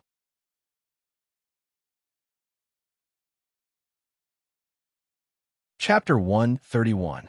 Everyone, please pay attention. Kiera's voice became very excited. She tightly held the microphone and excitedly shouted, "Everyone, please look at the contestant's position on the battle platform in the direction of Channel 2. Now, the person who appeared there is Livens Allmark from Gouda series. Gouda OO. Whether it is in the first season of Gouda OO or the second season, this Livens Allmark is an existence behind the scenes, influencing the direction of the world." Kiera took a breath and continued. Now, Livens Allmark, who suddenly appeared in the Steel Pulla battle, is also the same as in the original work, the one behind the scenes, influencing the direction of the battle between Shea Aznable and Vervolante. Finally, Kiera loudly shouted, "Then everyone, please wait and see." The audience's attention was completely attracted by Kiera. They subconsciously focused their attention on the direction of this chaotic battle between Kotipra and Kotipra. Livens Allmark, your tone is really big. Why do you think you can guide the future of mankind? Vervolante sneered and unceremoniously refuted Livens' declaration. Even if Livens saved him from the fate of defeat at the critical moment just now. Why? Livens faintly smiled, a trace of golden light appearing in his eyes. You ask why I can guide the future of mankind? There is no other answer. It is because I am the only pure in the world, and now this perfect body specially designed for me, the only pure in the world, Inversgau, the Inversgau, duh. Shea repeated the name and sneered. Vervolante is right. Your tone is really big. Although your voice reminds me of Amro Ray, you are completely different from Amro Ray. He doesn't daydream all day long. Arrogant. I, Livens Allmark, am an existence that promiscuous stallion can't compare to. Livens' face turned cold as he moved his hands. Closely after that, the silver-gray steel Pulla model named Inverse Gao started to move once again. The defiant god, Gauda nimbly turned around, and every part of his body rapidly changed shape under the coordination of the program. Cannon form. In just the blink of an eye, Reverse Gauda had transformed from an MS form to a cannon form. The two powerful beam cannons instantly locked onto Shizabi. The next second, Livens pressed the launch button without hesitation. Boom! Two huge orange-yellow beams of light, emitting a deadly aura, tore through the darkness and furiously shot toward Shizabi. However, just as it was about to hit Shizabi, Reverse Gauda's aiming program lost track of Shizabi. He dodged it. Livens exclaimed in surprise. Oomph. Although it's a little unexpected, you want to shoot me and Shizabi down just by relying on this kind of attack? You're dreaming. Suddenly, Xiaya's voice came from above Inverse Gauda, and at the same time, a huge shadow enveloped Inverse Gauda. When did you appear? Livens cursed in his heart. His hands moved, and the reverse Gundam was instantly activated. He dodged the beam rifle in Shizabi's hand above his head at an extremely fast speed. However, Xia, who had a temporary offensive advantage, was not willing to let go of Livens and Inverse Gauda, who suddenly ran into the steel Pulla battlefield to cause trouble.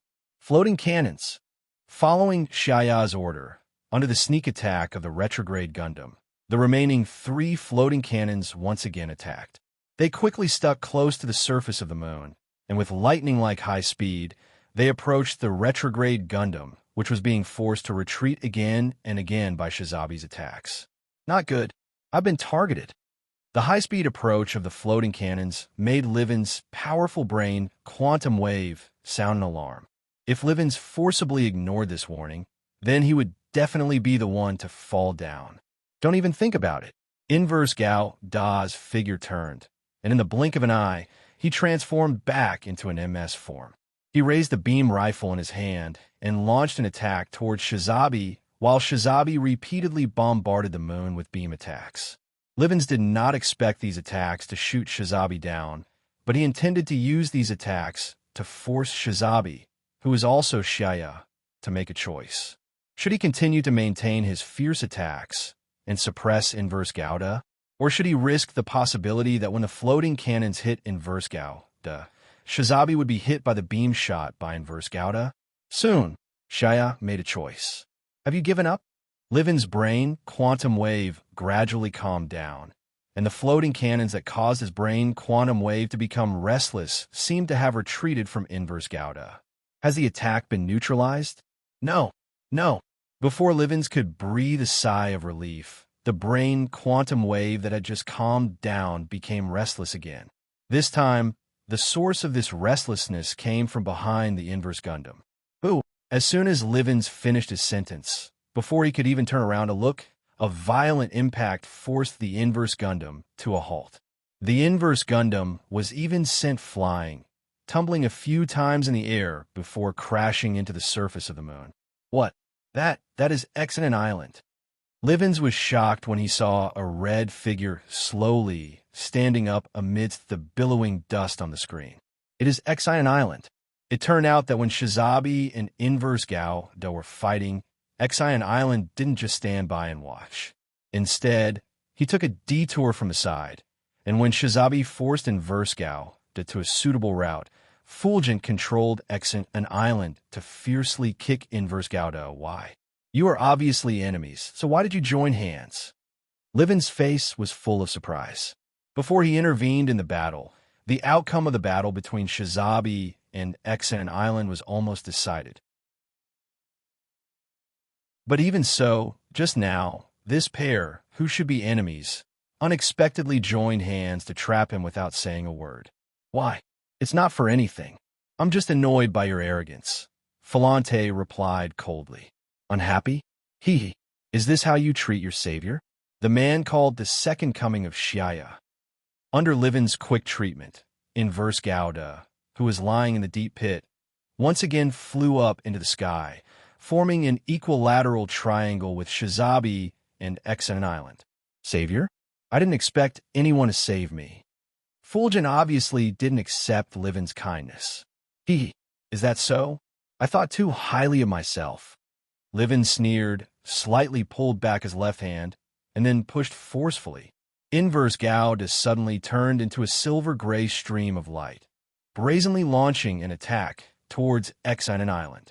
Since you don't appreciate it, then let me take back this kindness. You, Fulgent, will lie in the loser's seat and sigh for your failure. Wong, Wong. The beam rifle in the Inverse Gundam's hand fired continuously, attempting to seal off Exine and State's path with its continuous beam attacks. And then, Fong. Following Livin's order, the GN Fangs equipped by the Reverse Gundam instantly shot out. While drawing faint streaks of light in the darkness, the Reverse Gundam sped towards the Exine and continent at an astonishing speed. This was different from Shizabi's floating cannon. Shizabi's floating cannon required the pilot's mental power to control, lock on, and attack. Inverse Gauda's GN Fangs, on the other hand, were controlled by a computer program. Therefore, while releasing the GN Fangs, Livins increased the frequency of the beam rifle's attack, trying to lock Exine Island in place. Then, under Fulgent's desperate gaze, the GN Fangs attack sounded the knell of death. Success. It's over. Valvolante. The golden light in Livin's eyes became more and more resplendent, as if he was ushering in victory in the next moment. However, just like how Livins came out to cause trouble and caused Shizabi's floating cannon attack to fail, Inverse Gauda's GN Fangs were facing the same outcome. Wong, boom, wong, boom.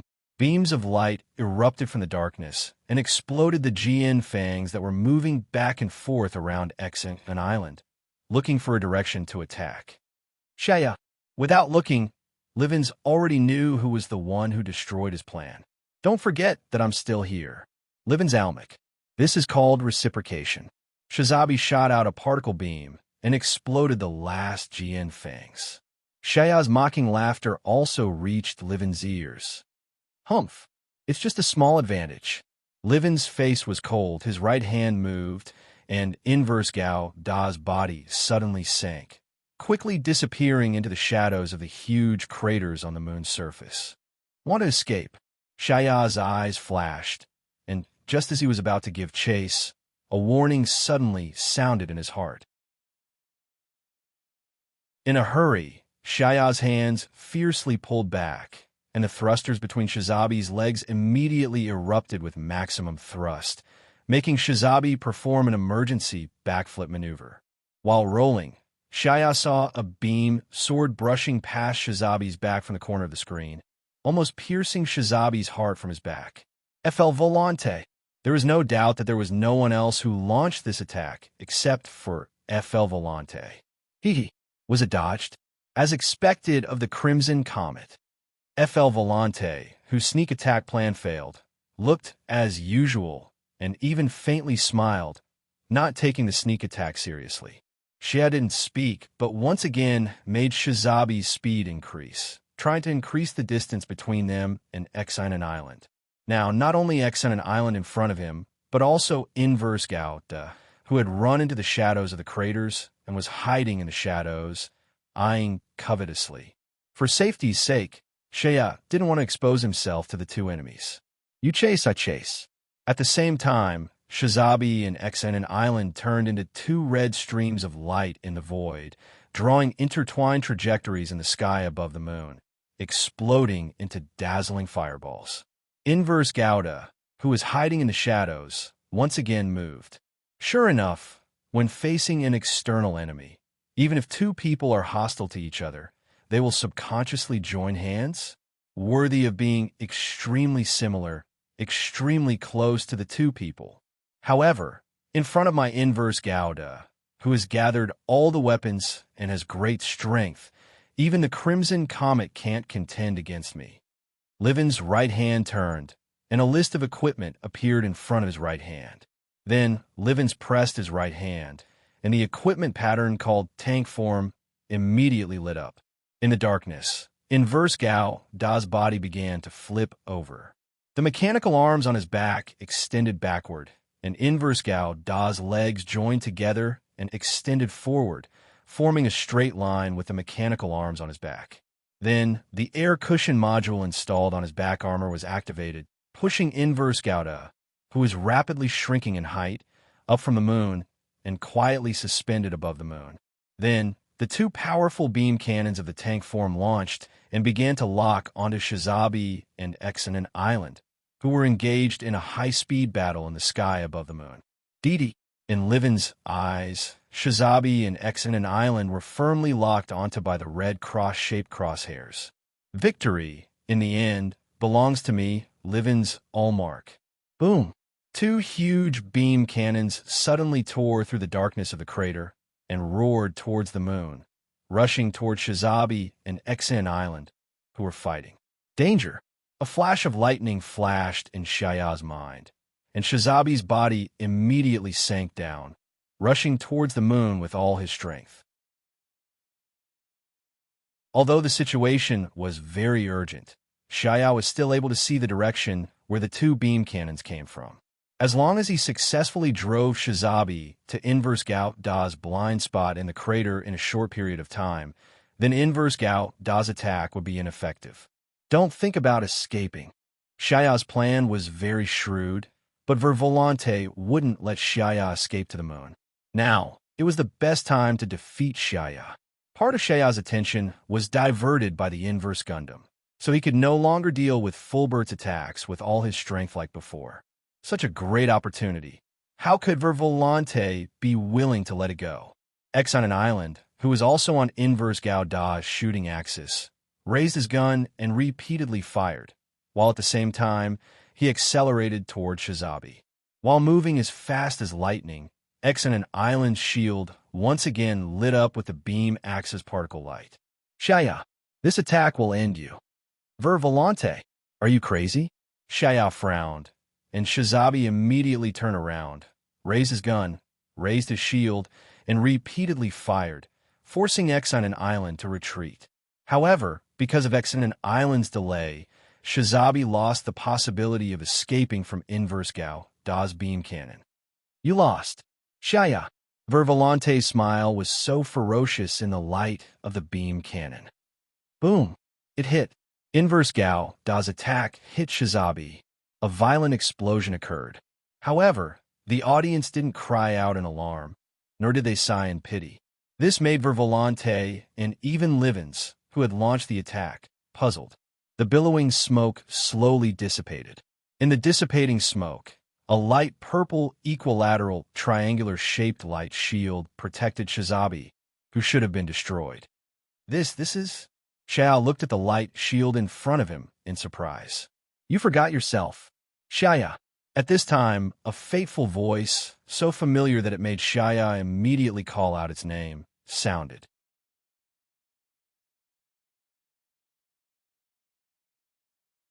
Chapter 132. You've forgotten yourself. Shaya. As soon as this sentence appeared, it immediately evoked Shaya's memories. Amrore, it's you. What are you doing here? Looking at the equilateral triangular light cover that was wrapping Shizabi inside dissipating, and also looking at the white body that descended in front of Shizabi from above, Shaya asked in surprise. What am I doing here? Would you believe me if I told you that I'm here to watch you make a fool of yourself? Amro laughed, not bothering to hide his disdain for Shaya. Shaya's mouth twitched slightly, but he could not find any words to explain his mistake just now. How rare. Shaya, there are times when you're speechless, but now is not the time for us to reminisce. Amro's face flashed on the screen in front of Shaya, and the white mech that was blocking Shizabi's path dove into the dark crater not far away. Amro's voice rang out as he flew. You have the same voice as me. Come out. Use your body to fight my Neo Gundam. P.S. The coding software is unable to recognize the Greek characters, so it can only be replaced with Chinese characters. However, even when Neo Gauda flew to the top of the crater under Amro's control, the crater was still silent, and there were no signs of any reaction. You're not coming out? Then, I'll personally invite you out. Amro tapped his right hand, and Neo Gauda grabbed the super rocket launcher hanging on his shoulder with his right hand. Nyogauda quickly locked the super rocket launcher onto the crater below and followed the direction that Amro's powerful spiritual energy was pointing. Boom, boom, boom. He fired 3 consecutive rockets in one go. 3 rockets, dragging long trails of smoke, entered the crater one after another in a triangular formation, one after the other. Boom! The 3 explosions rang out one after another. Amidst the flashes of the 3 consecutive explosions, a silver-gray mech with half of its body dyed red was exposed before Nyogauda's eyes. Caught you! Amulo's eyes flashed, and Nyogauda threw away the rocket launcher in his hand. He raised his shield with his left hand and picked up the beam rifle with his right. As he sped towards the crater, he fired at the silver-gray mecha. TSK. The silver-gray mech was naturally the inverse Gao that had been hiding here since the beginning. Its pilot, Livens, did not expect that after he had repeatedly expressed his disdain for Amro-Ray himself would appear here and even save Shizabi from the inverse Gao Da's fatal strike. In the face of danger, Livens controlled the inverse Gundam to retreat without hesitation, even if the inverse Gundam would escape the protection of the crater's darkness at the very next moment. During Nyogao Da's previous attack, Livens had already sensed that although the darkness of the crater was a good cover, it was nothing more than a thin piece of paper to Amro-Ray. Amro-Ray. Are you the one who has the same voice as me? As inverse Galvata retreated, Livens' voice rang in Amulo's ears. I should be the one asking you that question. Why do you have the same voice as me? Amulo snorted coldly, but his actions were not affected at all. Beams after beams of light were fired at the retrograde Gundam, forcing the Livens to use irregular maneuvers and the surrounding terrain as cover to barely evade Amulo's barrage of attacks. I'm the only pure mutt in the world. How can I have the same voice as a perverted mutt like you? This is a disgrace to me. Livens shouted angrily. Inverse Gauda, who had been suppressed by Nyogao, suddenly increased his strength and dashed out from Nyogao Da's gun like lightning, quickly escaping from Nyogao Da's lock-on range. So fast. That mech's mobility is so fast, Amulo exclaimed. The next moment, a thought flashed across Amulo's mind. Over there, Nyogao Da turned his hand and shot out a beam of light to the left. As the beam of light flickered, a small dim light flashed past. The next target is Amulo's eyes moved slightly, and Nyogao Da's right hand that was holding the beam rifle swung to the right. Another beam of light shot out. Immediately afterward, a dim light flew upward as expected. So fast, even Nyogao Da can barely keep up with his speed. After these 2 short exchanges, Amulo realized that inverse Gao Da's speed was beyond his expectations. Livens was even more shocked at how powerful Amulo's mental power was. My brain quantum waves have been suppressed. Why? How can this perverted mutt's mental power be stronger than mine, the only pure mutt? Livens was shocked. He tried to attack Amulo multiple times, but Amulo easily nullified all of his attacks. It was as if Amulo could see through all of Livens' attacks the moment he launched them. Even Nyogao Da, who was controlled by Amulo, did not move too far away. He stayed in the same spot and waited for Livens' attack. However, because of that, Livens clenched his teeth in frustration after being thwarted multiple times. Obviously, he could not accept this fact. If that's the case, then I'll defeat you faster and stronger. Amuro-Ray. After making up his mind, Livens turned his left hand and pressed on the system interface that popped up. In an instant, inverse Gao Da's silver body was covered with a layer of red armor. This is my power, the only pure mutt. Amuro-Ray. With a low roar, the inverse Gundam immediately burst forth with a speed 3 times faster and stronger than before and charged towards Nyogao Da. Amulo could feel a bone-chilling, murderous intent coming from the man. He's here. Over there. Nyogao Da raised his hand and fired a beam of light. However, there was no response. He missed? No, he didn't even see the faint glow from before. Is he trying to bait me? Amulo's expression changed. Nyogao Da turned around and raised his shield. Boom! It was a beam of light. It was a beam attack from behind that had struck Nyo Gauda's raised shield, causing a violent explosion. Amidst the thick smoke, Nyo Gauda threw away his broken shield and left his original position to dodge the attack. Where did the attack come from? I didn't sense any murderous intent. Amulo's expression turned serious. All of a sudden, he discovered a clue. No, it's not that I didn't sense it. The murderous intent disappeared too quickly. In the next second, Nyo Gauda abruptly lowered the beam rifle in his hand, aimed at the moon below, and fired a beam attack. Boom! As soon as the beam disappeared, an explosion occurred. He hit it. Amulo sensed that Nyo Gauda's beam attack had indeed hit something, but Amulo was not sure if it had hit the inverse Gundam. However, the next moment, Amulo was shocked. What's that? Ha ha! Do you finally understand the difference between you and me? Amulo Ray, even if we have the same voice, so what? You're just a mortal. How can you compare to me, the supreme being that is destined to lead the evolution of mankind? Inverse Gauda, who had activated the Trazyn AM system and donned the red armor, floated silently in the air. Amulo couldn't even find scratch on it.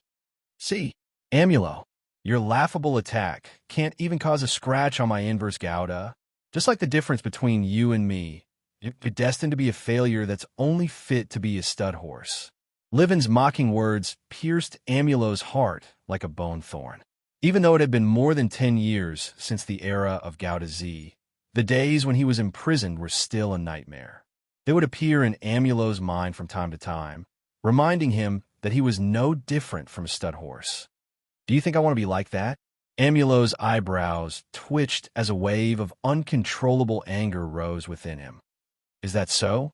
But I heard that you enjoyed it quite a bit back then. Livin's voice was like adding oil to the fire. It made Amulo even angrier. Shut up. You only stand at the top and look down on others. What right do you have to lead the evolution of mankind? You're just a lunatic who only knows how to talk and daydream. Floating cannons. Amulo roared and Nyo Gauda released all the floating cannons on his back. Livins snorted when he saw the floating cannons charging at him. You think you can hit my inverse Gauda with these toys? Dream on. In the blink of an eye, inverse Gauda's figure disappeared the moment the floating cannons were in position. What? He disappeared?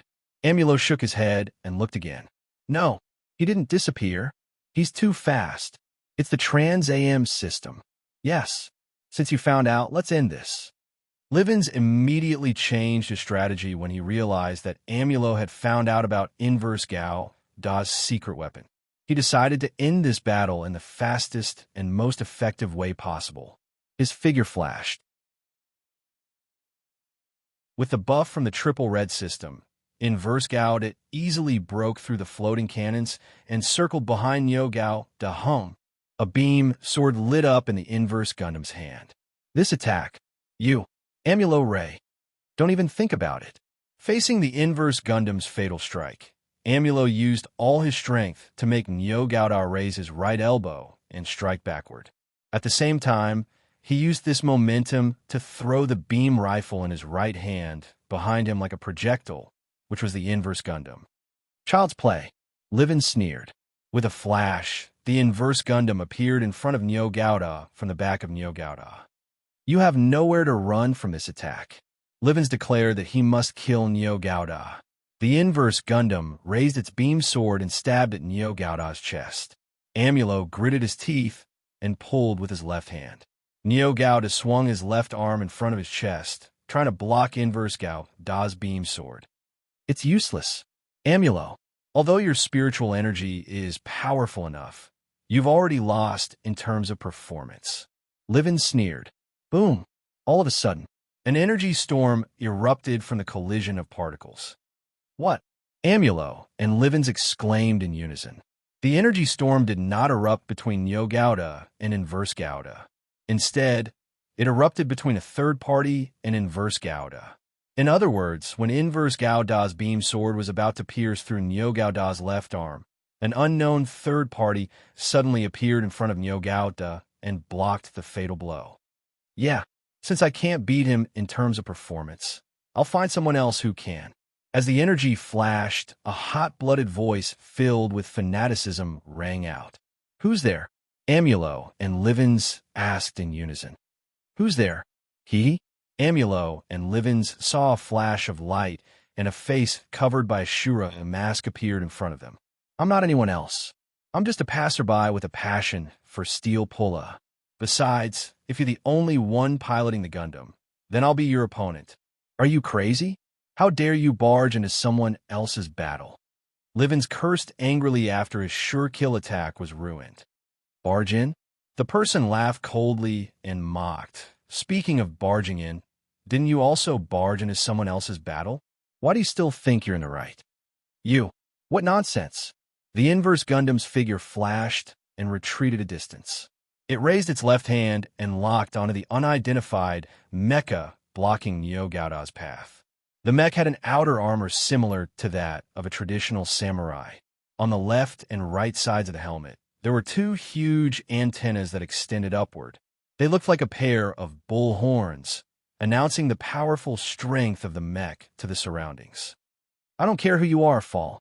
Livens' eyes flashed coldly, and Inverse Gao fired 3 consecutive shots at the unknown mech. However, the attack was unexpectedly dodged by this unknown body. The hot-blooded voice filled with battle intent rang out. "Amulo Ray, leave this opponent to me. Go and fulfill your destiny." Then, when the unidentified airframe rushed not far in front of the inverted Gundam, he shouted, "It's been a long time since I fought against Gauda. Today, I'll surpass Azura." Transit, just like Inverse Gauda, the samurai-like mech was covered in a layer of red armor.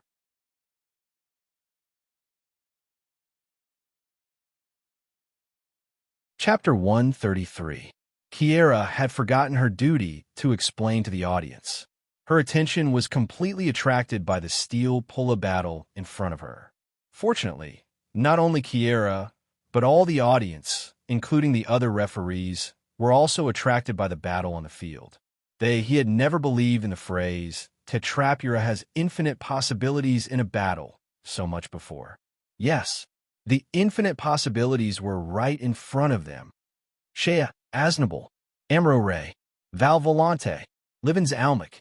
And when Livens was about to shoot down Gauda, the mysterious body that suddenly appeared on the field and saved Gaudano. The moment the voice of the Tepera gladiator who was controlling this mysterious mech was heard, the entire audience knew his identity and the name of this mech, Mr. Bushido. It was the vehicle of the popular character from Gauda, Graham Ika, in the second season. The appearance of this airframe undoubtedly meant that the pilot was Graham Ika himself. No one doubted this. What's more, in the battle just now, Graham Ika said one of his famous words, "Today, I will surpass Azura." On the field, the two red streams of light, which were dragging after images, constantly intertwined, separated, and intertwined again. The moment the two streams of light converged, a series of explosions were set off around them, as well as beams of light that shot wildly in all directions. "Lunatic, why are you stopping me?" Livens suppressed his anger and growled. "Why? Because the body you're piloting is Gauda. There's no other reason." As if he had returned to the moment when he first met Gauda more than 10 years ago, Graham's voice was so loud that even the audience could feel the burning fighting spirit in Graham's heart. Just because of this. Ridiculous. Livens was so angry that he laughed. He didn't expect that when he was about to kick Amro out of the game, this man who suddenly appeared in front of him would use such a ridiculous reason to ruin his plan. Really preposterous. However, his anger didn't last long. Instead, he regained his composure and began to think about how to get rid of Susanoo in the shortest time possible. In a flash, the inverse Gundam made a feint, and before Susanoo could react, it quickly ascended and flew towards the colonial satellite next to the moon. Don't even think about running. Graham's eyes, which were hidden under the Azura mask, flashed with light, and Susanoo followed closely behind. The two airframes were both equipped with solar furnaces and had even activated the Trans-AM system. There wasn't much of a difference in speed. The only difference was the time difference between the two airframes. Graham wasn't worried about that. Therefore, he didn't only know how to chase and not do anything. Buzz. The beam ports on Susanu's abdomen and shoulders lit up with a burst of particle light, and then the surging particle energy quickly gathered in front of Susanu to form a huge fireball, which was launched towards the inverse Gundam in front of him. Oomph. You want to hit reverse Gao, with an attack of this level? Dream on. Livens snorted coldly. In reverse Gao, Da's movement suddenly changed, and in the blink of an eye, it had already dodged the particle fireball from behind. However, before Livens could continue his taunts, he suddenly felt a shiver in the depth of his mind. There's still an attack. That's right. You realized it too late. Livens Allmark. As Graham's voice boomed in Livens' ears, two flickering red lights shot out from behind the particle fireball. They drew two arcs in the darkness of nothingness and attacked the Gundam from both sides. Dodge! It's too late. Even if Reverse Gao had activated the Trans-AM system, it couldn't dodge this attack that seemed easy, but was actually very difficult to dodge. Livens finally realized what was going on. Whether it was the particle fireball or the two arcs of light, they were just to restrict Reverse Gao Da's movement. Then, I'll let you see the power of Reverse Gao Da. Livens made up his mind and gave up the idea of luring Susanu to the colonial satellite to fight him. When Livens made this decision, the two arcs of light thrown by Susanu were already in front of him. Whoosh! The moment the two arcs of light were about to hit Reverse Gao Da, two afterimages flew out from Reverse Gao Da's back and blocked the two arcs of light without hesitation. Boom! Boom! The two explosions meant that the mechanical arm equipped by the inverse Gundam had perished together with the wheel blade. However, they had also resolved the predicament in front of the inverse Gundam. However, Livens didn't let his guard down. Instead, he controlled the Gundam to raise its left hand and pull out the beam sword from its back. Without even looking, he swung the sword horizontally at the smoke caused by the explosion of the mechanical arm. Sizzle. In an instant, the smoke billowed and quickly dissipated under the destruction of countless energy lightning bolts, revealing Susanu hidden behind the smoke. Beautiful. Graham saw that his tactic was thwarted, but instead of being depressed, he became more excited. Child's play. Compared to Graham, who was getting more and more excited, Livens was getting calmer and calmer. He knew that the enemy in front of him seemed to be the kind of existence that gets stronger and stronger as the battle goes on. If he can't solve this problem in a short time, he will be the one to lose. Ka! Reverse Gauda stretched out his right hand, and the GN pistol equipped on his wrist was held in his hand. In the next second, the muzzle of the GN pistol was aimed at Susanu, who was still fighting with Reverse Gao, that this attack will end everything. Livens' eyes flashed coldly, and he decisively pressed the launch button. Wong, wong, wong. The GN pistol's muzzle crazily shot out beams of light, aiming at Susanu's head and chest. As long as Susanu could land even a single hit, even if he didn't lose, he would still be crushed by the inverse Gundam. However, in the face of such a predicament, Graham didn't panic. Instead, he calmly dealt with the attacks from the GN pistol. In this moment of crisis, Susanu, under the control of Graham, quickly raised his left hand and did the same action as Reverse Gao Da Wong. Bang! Susanu's action was undoubtedly similar to Reverse Gao Da's action, but the weapon it used was only an enhanced military knife. What's even more surprising is that the beam attacks from the GN pistols were blocked by Susanu's left hand, which was wielding the enhanced military knife. The beam attacks were blocked without any loopholes. This amazing scene, not to mention Livens, even the audience couldn't remain calm. How the hell did he do it? He blocked all the beam attacks in the blink of an eye. How is this possible? All of a sudden, the audience began to discuss among themselves, and their loud voices distracted Livens a little. How is this possible? How can he block my attack at such a close distance? Are you a monster? Livens finally showed a trace of horror on his face. A monster? Graham chuckled, and his right hand suddenly pushed forward. Susanoo immediately waved his sword and forced Reverse Gao to retreat. Then, in the red light, Graham's voice was still high, and his fighting spirit was still burning. He said, "Livens Allmark, during the more than 10 years you were imprisoned by the Veda, we have experienced countless battles, crossed countless battlefields, and struggled between life and death to survive until now. Therefore, I, who have experienced countless battles with Azura, have more power than you. It's understandable. How is this possible? You just used the Veda's authority to imprison me. All of this is a lie. I'm the only pure race in the world." Reverse Gao suddenly rushed forward, raised his hands, and madly fired at Susanoo with his GN pistol. "My heart is in chaos," Graham said coldly. Susanoo's figure flashed, and Reverse Gao lost sight of him. However, Livin suddenly calmed down. "Buzz!"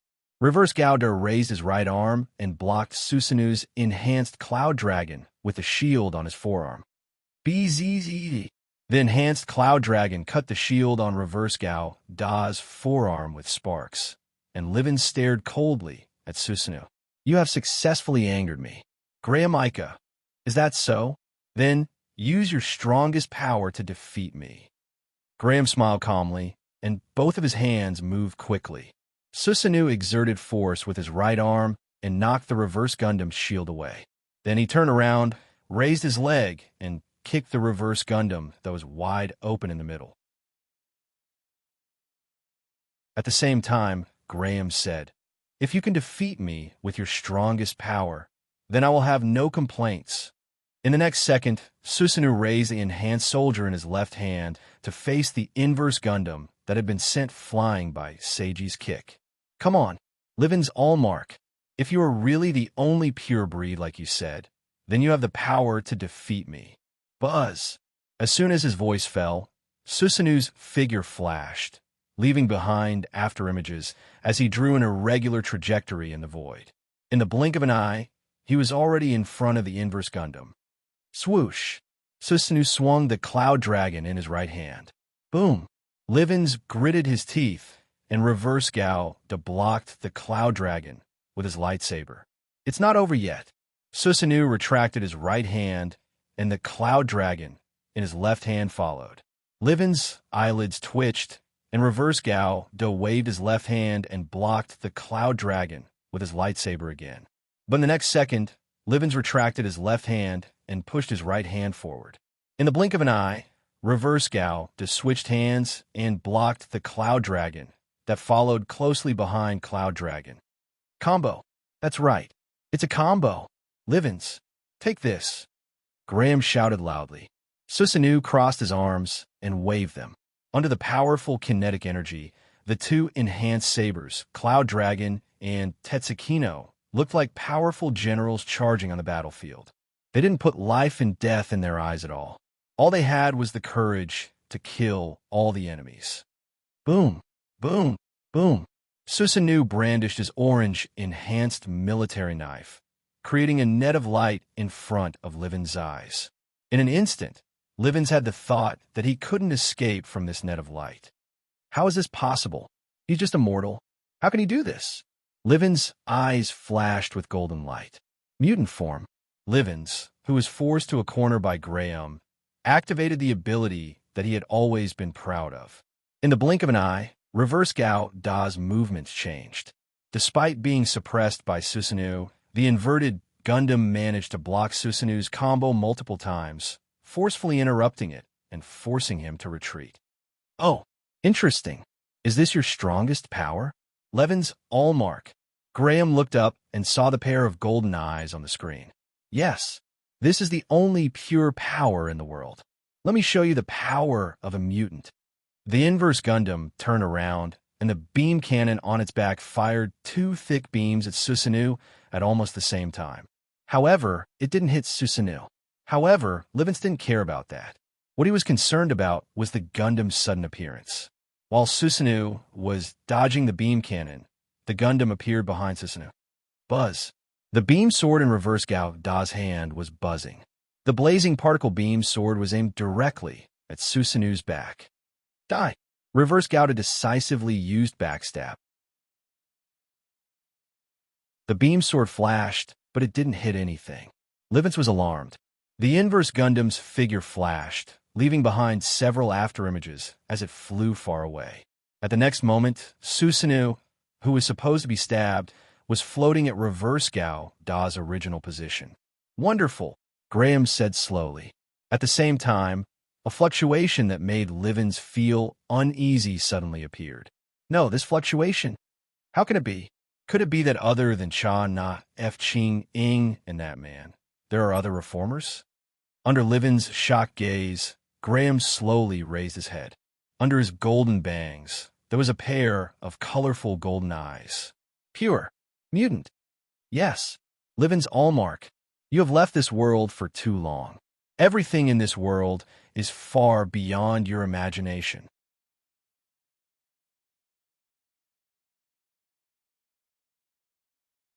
Chapter 134. His eyes were shining with golden light. The familiar quantum waves in his brain. All these characteristics that could be sensed through vision and mental perception were telling Livens the same thing. The man who was fighting him was the pure reformer that Livens had been talking about. A long time, since you were imprisoned by Tyria and Veda in the depths of the quantum computing terminal, nearly 20 years have passed in this world. The man with five-colored golden light in his eyes said calmly, but Livens felt a chill run down his spine. Livens Allmark. In the years that you have been separated from the world has changed countless times. Therefore, today, you who are still holding on to yesterday's daydream is undoubtedly a foolish person, the only pure reformer in the world. What a joke. Nonsense.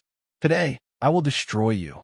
Livens growled, and the inverse Gundam began to move again. Although inverse Gao still had the powerful beam cannon and the versatile GN pistol, after several previous encounters, Livens already knew that the beam cannon and the GN pistol couldn't hit Susanoo, who had also activated the Transam system. Therefore, the only weapon he could use was the two beam swords in inverse Gao Da's hands. In other words, inverse Gao Da must fight Susanoo in the next period of time. This was the tactic that must be adopted before the Transam system ended. Livens had no other choice. Buzz. Particles vibrated, and the figure of the inverse Gundam, clad in red armor, flashed, and as the afterimages flickered, it circled around Susanoo at high speed. Come on, I'm here. Show me your full strength. Livens. Graham was very clear about inverse Gao Da's intention. It was nothing more than trying to see through Susanoo's subtle movements to launch a fatal blow. However, would Graham just sit there and wait for his death? The answer was no. Susanoo turned around and slashed horizontally to the left with Tetsuki. Buzz. Inverse Gao Da's beam sword and Susanoo's enhanced military knife collided once again. Inverse Gao Da and Susanoo put away their weapons, increased the solar furnace, and increased their altitude. At the same time, they kept closing the distance with each other and slashed with their swords. From afar, the inverse Gundam and Susanoo had turned into two flashing red comets, drawing a straight, zigzagging, and even intertwining trajectory in the boundless darkness, leaving behind bursts of lightning and thunder in the void. This, without a doubt, this was a battle that took place under high-speed conditions, an exceptionally dangerous close-range combat.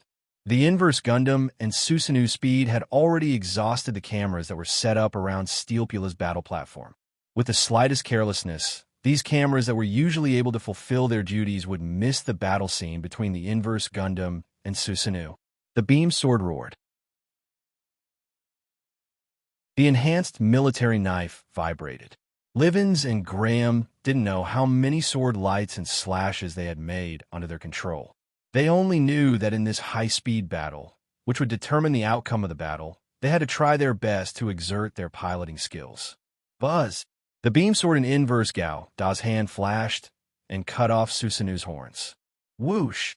Taking this opportunity, Susanoo swung the Cloud Dragon, enhanced military knife in his right hand, and slashed upward from the bottom, right to the top left, cutting off the right hand of the reverse Gundam that hadn't been able to retreat in time after cutting off Susanoo's horn. Boom!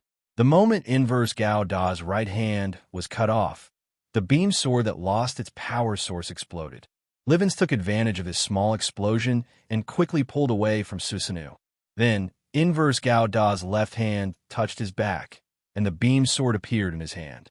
"You dodged pretty fast," Graham said indifferently. Graham didn't think that trading a pair of horns for Inverse Gao Da's right hand and a beam sword was a bad deal. However, Livens' expression didn't look good. However, the Inverse Gundam still left a trail of afterimages in its wake as it charged towards Susanoo once more, continuing to engage in combat with him. Buzz! The beam sword in Inverse Gao Da's left hand landed on Susanoo's Cloud Dragon, and they were in a stalemate for a while. In the next second, Susanoo's left hand moved, and the sword in his left hand moved upward, just like Cloud Dragon did before. There won't be a second time. Facing this familiar attack, Livens' eyes glowed with a golden light. He lifted his right leg and kicked Susanoo's left wrist at lightning speed. Bang! Susanoo's Machi flame was knocked out of his left hand by the Inverse Gundam's attack and tumbled into the deep void. There's an opening. Livens' eyes flashed coldly when he saw Susanoo's right hand being kicked away. The shield on Inverse Gao Da's right arm unfolded at this critical moment, and it quickly extended forward and transformed into a claw. Die! Grahamica! With the help of the shield, the claws transformed from the shield flew straight towards Susanoo's chest and abdomen like an arrow leaving the bowstring. If it hits, Susanoo's chest and abdomen will definitely have a big hole, and the claw might even penetrate his entire body. Piece of cake. Facing this dangerous situation, the corner of Graham's mouth curved upward. Susanoo's right hand that was kicked away clenched into a fist and blocked Inverse Gao Da's claw before it could reach his chest and abdomen. Clang! Livens' eyes were shocked. At this time, Inverse Gao Da's claw grabbed Susanoo's right hand, which wasn't Livens' weakness from the beginning. But even so, the moment the claw grabbed Susanoo's right arm, the battle between the claw and the right arm began. On the left, the beam sword and the enhanced military knife were still in a stalemate. On the right, the claw and the right arm were still in a stalemate. After a high-speed, close-range combat, the battle returned to a stalemate. Beep beep. Suddenly, in this stalemate moment, a flashing red alert appeared in front of Graham and Livens' eyes. The Trans-AM system was about to reach its operating limit. In other words, if this continues, both sides will fall into a state of greatly reduced combat power due to the shutdown of the Trans-AM system. At that time, the outcome will be even more difficult to predict. What's more, both sides clearly remembered that Inverse Gao Da's Trans-AM system was activated before Susanoo. Perhaps the Inverse Gundam might end the operation of the Trans-AM system before Susanoo. If that's the case, then Livens will definitely lose. Livens narrowed his eyes slightly, and Inverse Gao suddenly raised its right leg and kicked at Susanoo's waist. Susanoo raised his left leg and blocked Inverse Gao Da's right leg, preventing it from kicking his waist. Humph! Livens snorted coldly, and Inverse Gao retracted its right leg, then raised its left leg and kicked at Susanoo's waist again. This time, just as Susanoo raised his right leg to block the kick, he suddenly activated the solar furnace of the retrograde Gundam at full power, catching Susanoo off guard and forcefully breaking the deadlock between the beam sword and the pincer claw. After breaking the stalemate, Livens didn't chase after Susanoo. Instead, he let Inverse Gao enter a high-speed maneuver mode again. Livens' decision was correct. After Inverse Gao caught Susanoo off guard and broke the stalemate, Susanoo quickly reacted under Graham's control and slashed at Inverse Gao. Of course, since the Inverse Gundam had decisively adopted a high-speed maneuver tactic, Susanoo's slash could only hit the fleeting afterimage of the Gundam. Suddenly, Inverse Gao Da's figure appeared behind Susanoo, who was still in a slashing motion, and a light flashed in his hand. Shwa! Inverse Gao Da's beam sword drew a straight trajectory in the air and fiercely stabbed at Susanoo's waist. At this moment, the whole arena was silent and no sound could be heard. Everyone was paying attention to the result of this battle. Did the Inverse Gundam really manage to stab Susanoo? The answer is negative. At that critical moment, Susanoo who was supposed to have yet to recover from his slashing motion, actually managed to dodge the beam saber in the hand of the inverse Gundam. The beam saber actually passed right through his armpit. Susanoo, who was supposed to have yet to recover from his slashing motion, was actually able to dodge the beam saber. What? Livens was stunned when he saw this, but almost instantly, he reacted and subconsciously controlled inverse Gao to pull away. However, as if God didn't favor Livens or inverse Gouda, as soon as inverse Gouda retreated, the red armor covering inverse Gouda's body disappeared without a trace. Trans-AM system, stop! As soon as this thought appeared in Livens' mind, an orange flash flashed across the screen in front of him. Inverse Gouda was cut off, and the one who caused the retrograde Gundam to fall into such a state was Susanoo, who took advantage of the moment when the retrograde Gundam's trans-AM system stopped working and fell into a state of low functioning. He decisively swung his sword and cut the retrograde Gundam in half. It's over. Livens Allmark. Boom. In Graham's calm voice, the inverse Gundam turned into a dazzling fireball, and this bright fireball became the background of Susanoo, who had taken off his red armor. Wow. Suddenly, the moment inverse Gouda was cut down by Susanoo's sword, the whole audience was in an uproar. Everyone was applauding for the wonderful battle between Graham and Livens, Susanoo and inverse Gouda.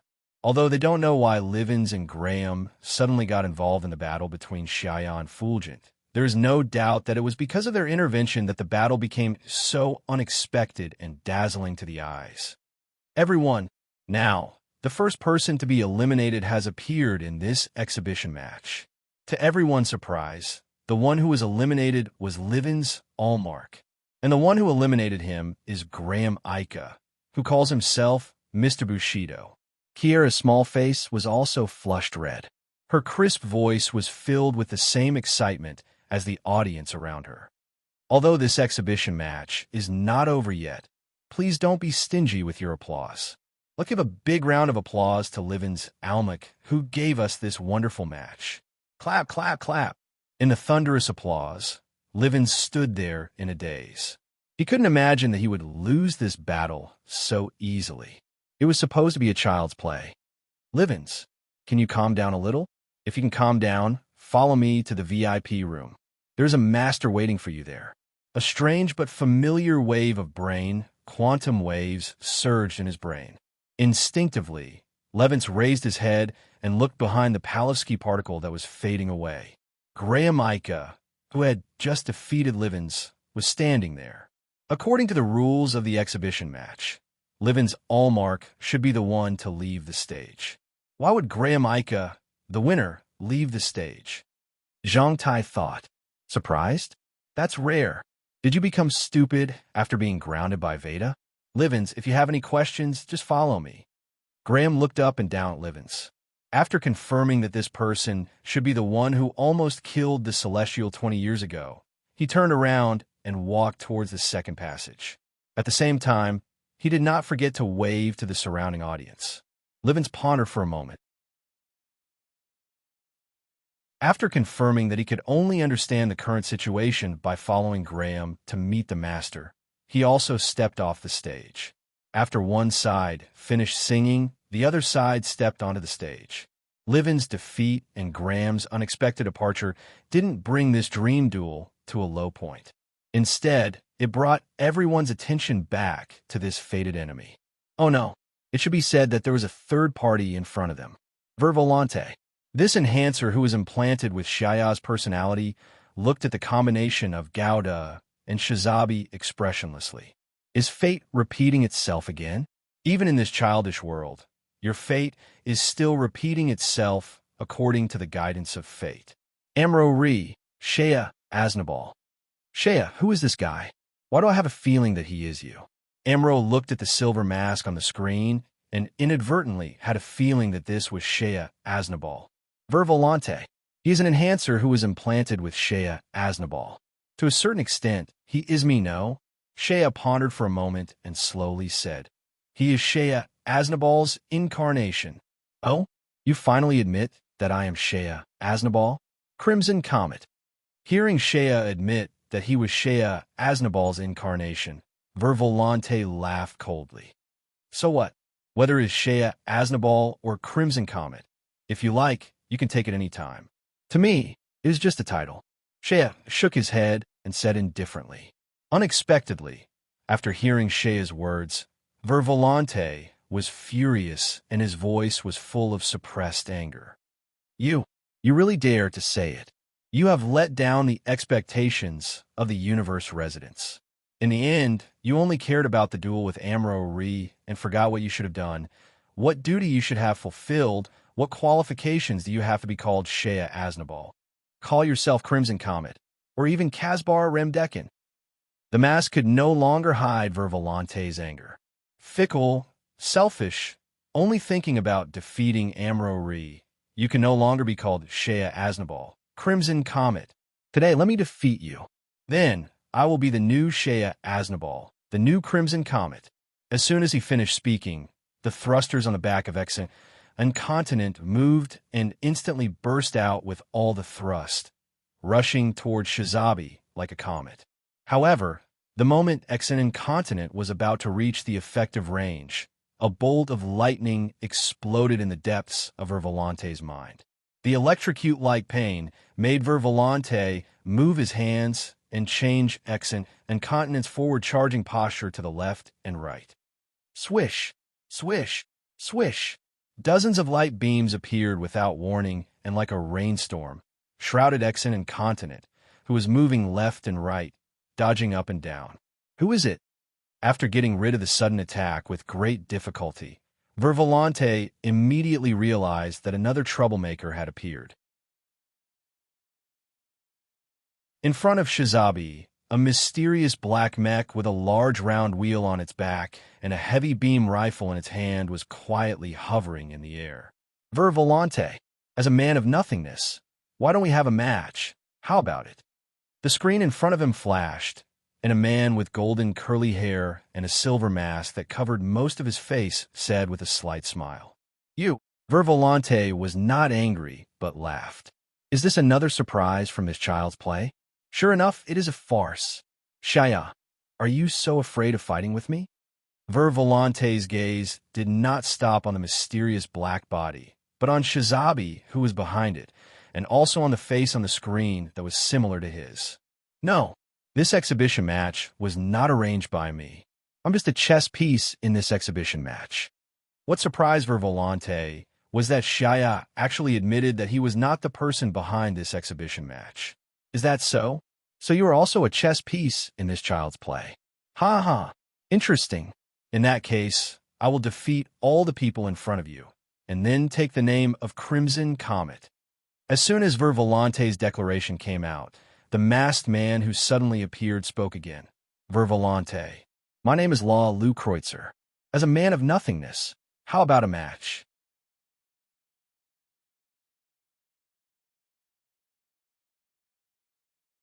Chapter 135. A Man of Nothingness? Fulgent's eyes, hidden under the mask, narrowed slightly. He sensed a trace of the same aura from Kreutzer's words. The man who stopped him from challenging Shaya was probably the same as him. He should not have existed in this world, but was born due to man-made reasons. Law Lou Kreutzer, no matter what, are you going to stand in my way?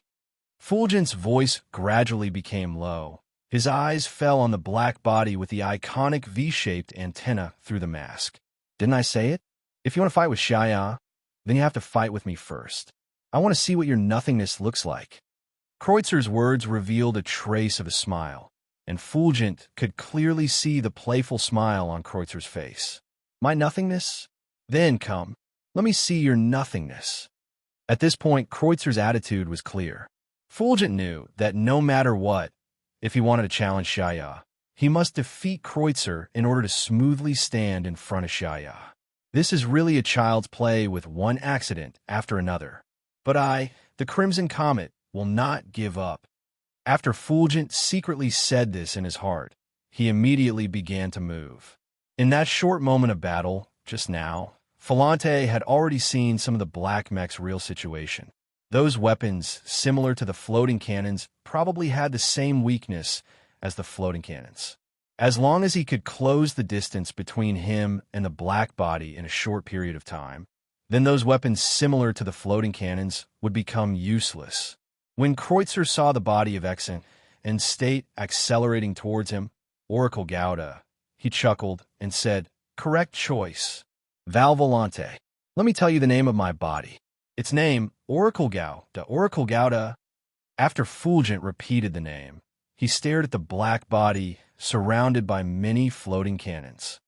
"Sure enough, you came to hinder me again, Gouda. Huh. In the end, you and I have formed an indissoluble bond with Gouda.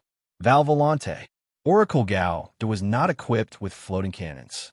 Instead, he was equipped with automatic weapons called dragoons. "You better be careful." As soon as he finished speaking, Cruz's eyes widened slightly. The dragon cavalry surrounding the Oracle Gouda immediately flashed and disappeared into the darkness. Under the cover of the darkness, they surrounded Exant and State from all directions. Buzz! Dozens of flashes of light suddenly lit up. "Over there!" A thought flashed through Falante's mind. He moved his right hand, and Exant and Joe immediately lowered the muzzle and pointed at the void below. Buzz! Several beams of light shot out from the muzzles of the Exant and State's beam rifles. In the blink of an eye, the dragon cavalry hidden in the void below exploded one by one. Immediately after, the auxiliary thrusters on the left and right legs of the Exant and Continent were activated one after another, pushing the Exant and Continent to make several consecutive rolls in the void, narrowly escaping from the beam attacks of the dragon cavalry that were lying in ambush from other angles. Beautiful! Cruz did not take advantage of the moment when Exant and State escaped from the attack of the dragon cavalry to launch a pursuit. Instead, he nodded and praised Val Volante's choice just now. In the siege of the dragon cavalry just now, although the dragon cavalry below Exant and State did not do anything special, it was the most hidden killer move. If Val Volante chose to destroy the dragon cavalry in other directions, then the dragon cavalry below would be the killer move that buried Exant and State. "Let's fight." Volante exhaled slowly. The short fight just now was one thing. But now, the fight was a different story.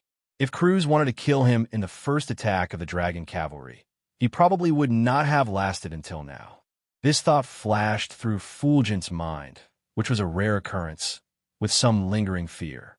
As soon as this thought appeared in Falante's mind, he realized that his mental strength was being suppressed by Kreutzer's aura. La Rue Cruz. What a terrifying man. After Val Volante was silent for a moment, Exant and State began to move again. Taking advantage of this gap where the dragon cavalry had temporarily depleted their energy, the Exant and Continent began to move. At the same time, it shot out beams of light toward the Oracle Gundam, mixed with grenades. Looking from afar, there was quite a bit of pressure. However, Kreutzer only smiled faintly and did not take these seemingly frightening attacks seriously.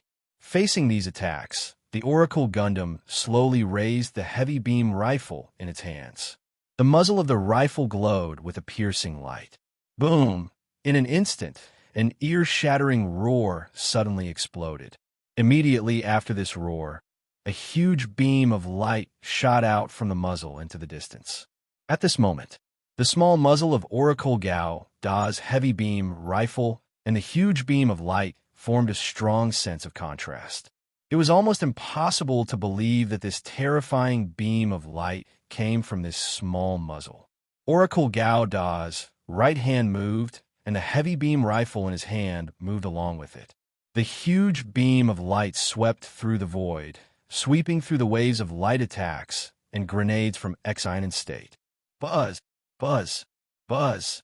In the blink of an eye, the wave attack created by the Exant Peace Continent was brutally broken by the Oracle Gundam using brute force to break through technique. TSK.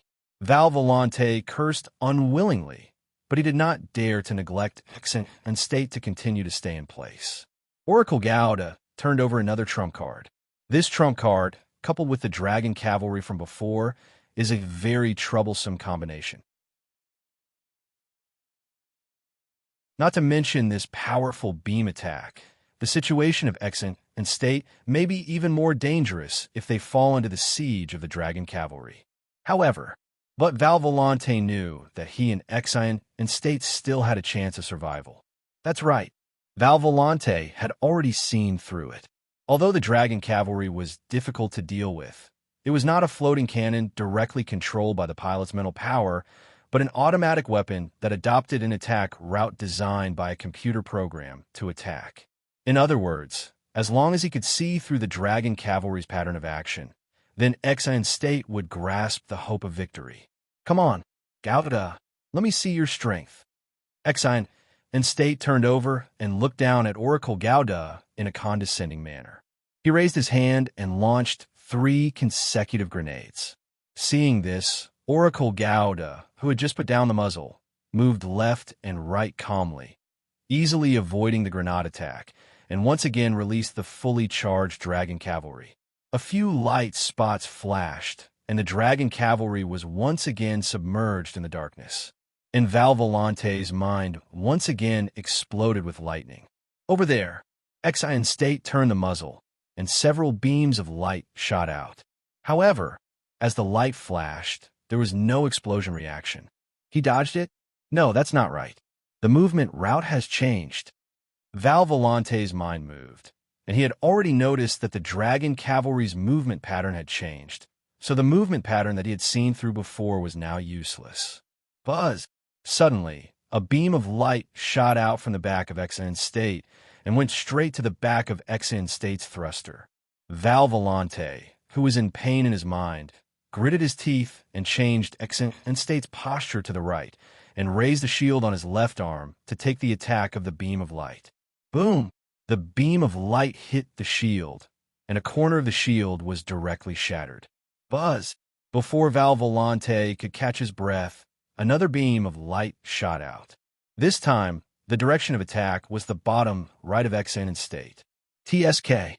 Valvolante's teeth were tightly clenched, and he tried his best to save Exant State from this dangerous beam of light attack.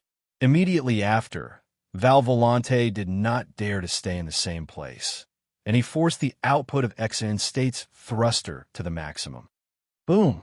The moment Exant State left its original position, the beams of light pierced through Exant State's original position one after another, as if they had planned it beforehand. Valvolante, what is your nothingness? At this time, Kreutzer's voice sounded. Or rather, what is your wish? Nothingness? Wish? Valvolante did not hesitate and said directly, I am just a vessel. Inside, it is the hatred of the universe's residents towards the Federation and the hope for the future. That's all. Kreutzer asked. That's all. Other than that, the vessel does not need anything else. Valvolante's voice was very calm, as if there was no fluctuation in his voice, as if he was talking about something normal. Is that so? Then what about the Red Comet? Kreutzer asked again. The universe's residents hope that I will become the Red Comet, so I will be the Red Comet, Valvolante said calmly. Is it just the expectation that was entrusted? Yes, that's all that people entrusted to me. So, as a vessel, I must respond to these expectations. Hee hee, ha ha ha ha ha, ridiculous. Suddenly, Kreutzer let out a burst of wanton mocking laughter. Valvolante's expression changed, but he did not say anything. He just stared at Kreutzer on the screen. Ridiculous, ridiculous, ridiculous. It turns out that everything was just you being self-righteous. What expectations? What entrustment? In the end, you were just acting as the Red Comet in your heart. Shea Aznable. Valvolante, poor man. Kreutzer paused for a moment. The mocking smile on the corner of his mouth became more and more intense. Originally, I thought that you, a person of nothingness, might have the same thoughts as me.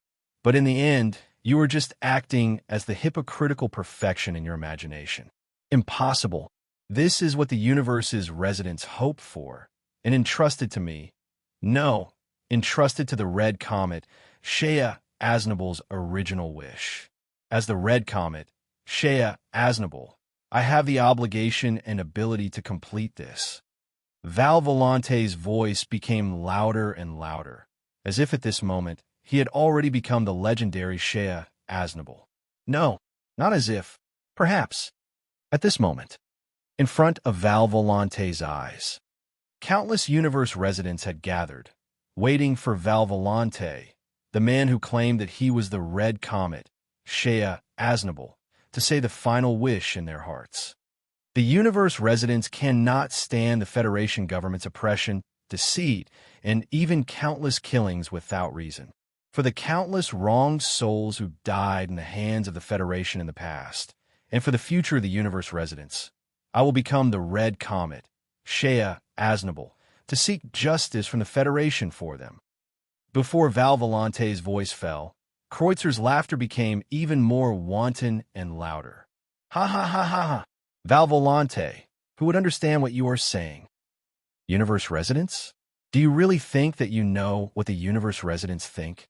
Ridiculous. Oracle Gao slowly raised the muzzle and pointed it at Exant and Continent from afar. Around it, the dragon cavalry had also completed a move and entered the best attacking position, firmly locking onto Exant Continent. Val Volante, right now, you're just a clown wearing a mask. What? I'm a clown? The corners of Val Volante's eyes twitched wildly, and anger uncontrollably gushed out from his heart. No, I am the Red Comet, Shea Aznable. This is the only thought that has appeared in my mind since I was born. This is the wish of all the universe residents entrusted to me. Is that so? Then, let me see what is in the depths of your nothingness. As soon as Kreutzer's voice fell, dazzling red streams of light quickly emerged from all over Oracle Gauda's body, and as they swam on his body, they propped up Oracle Gauda's outer armor piece by piece, revealing the spiritual skeleton hidden under the outer armor.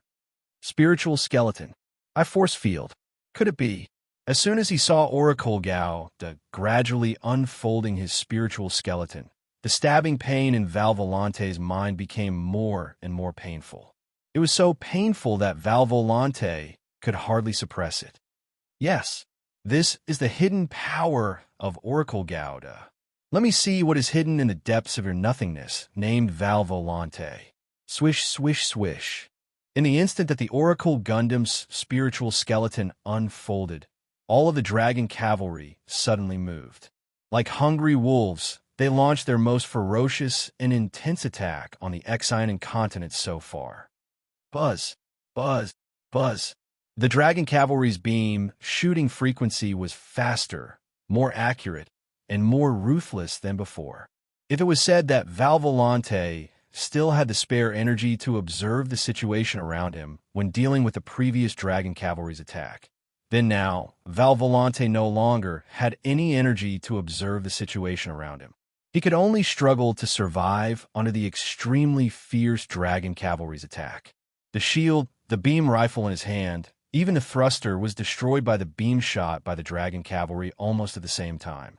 In less than a minute, the damage suffered by Exant and Continent had exceeded the damage suffered by the previous battles. The Crimson Comet will never fail. Val Volante's eyes lit up with determination. He controlled Exant and Continent to wave the beam sword in his hand and cut down 2 dragon cavalry. Boom! However, the moment the dragon cavalry exploded, a black shadow suddenly broke through the thick smoke and rushed in front of Exant and Continent. It's over. Val Volante, the current you has disappointed me too much. In front of Exant and Continent, a particle light lit up. Boom! Exant and Continent was destroyed.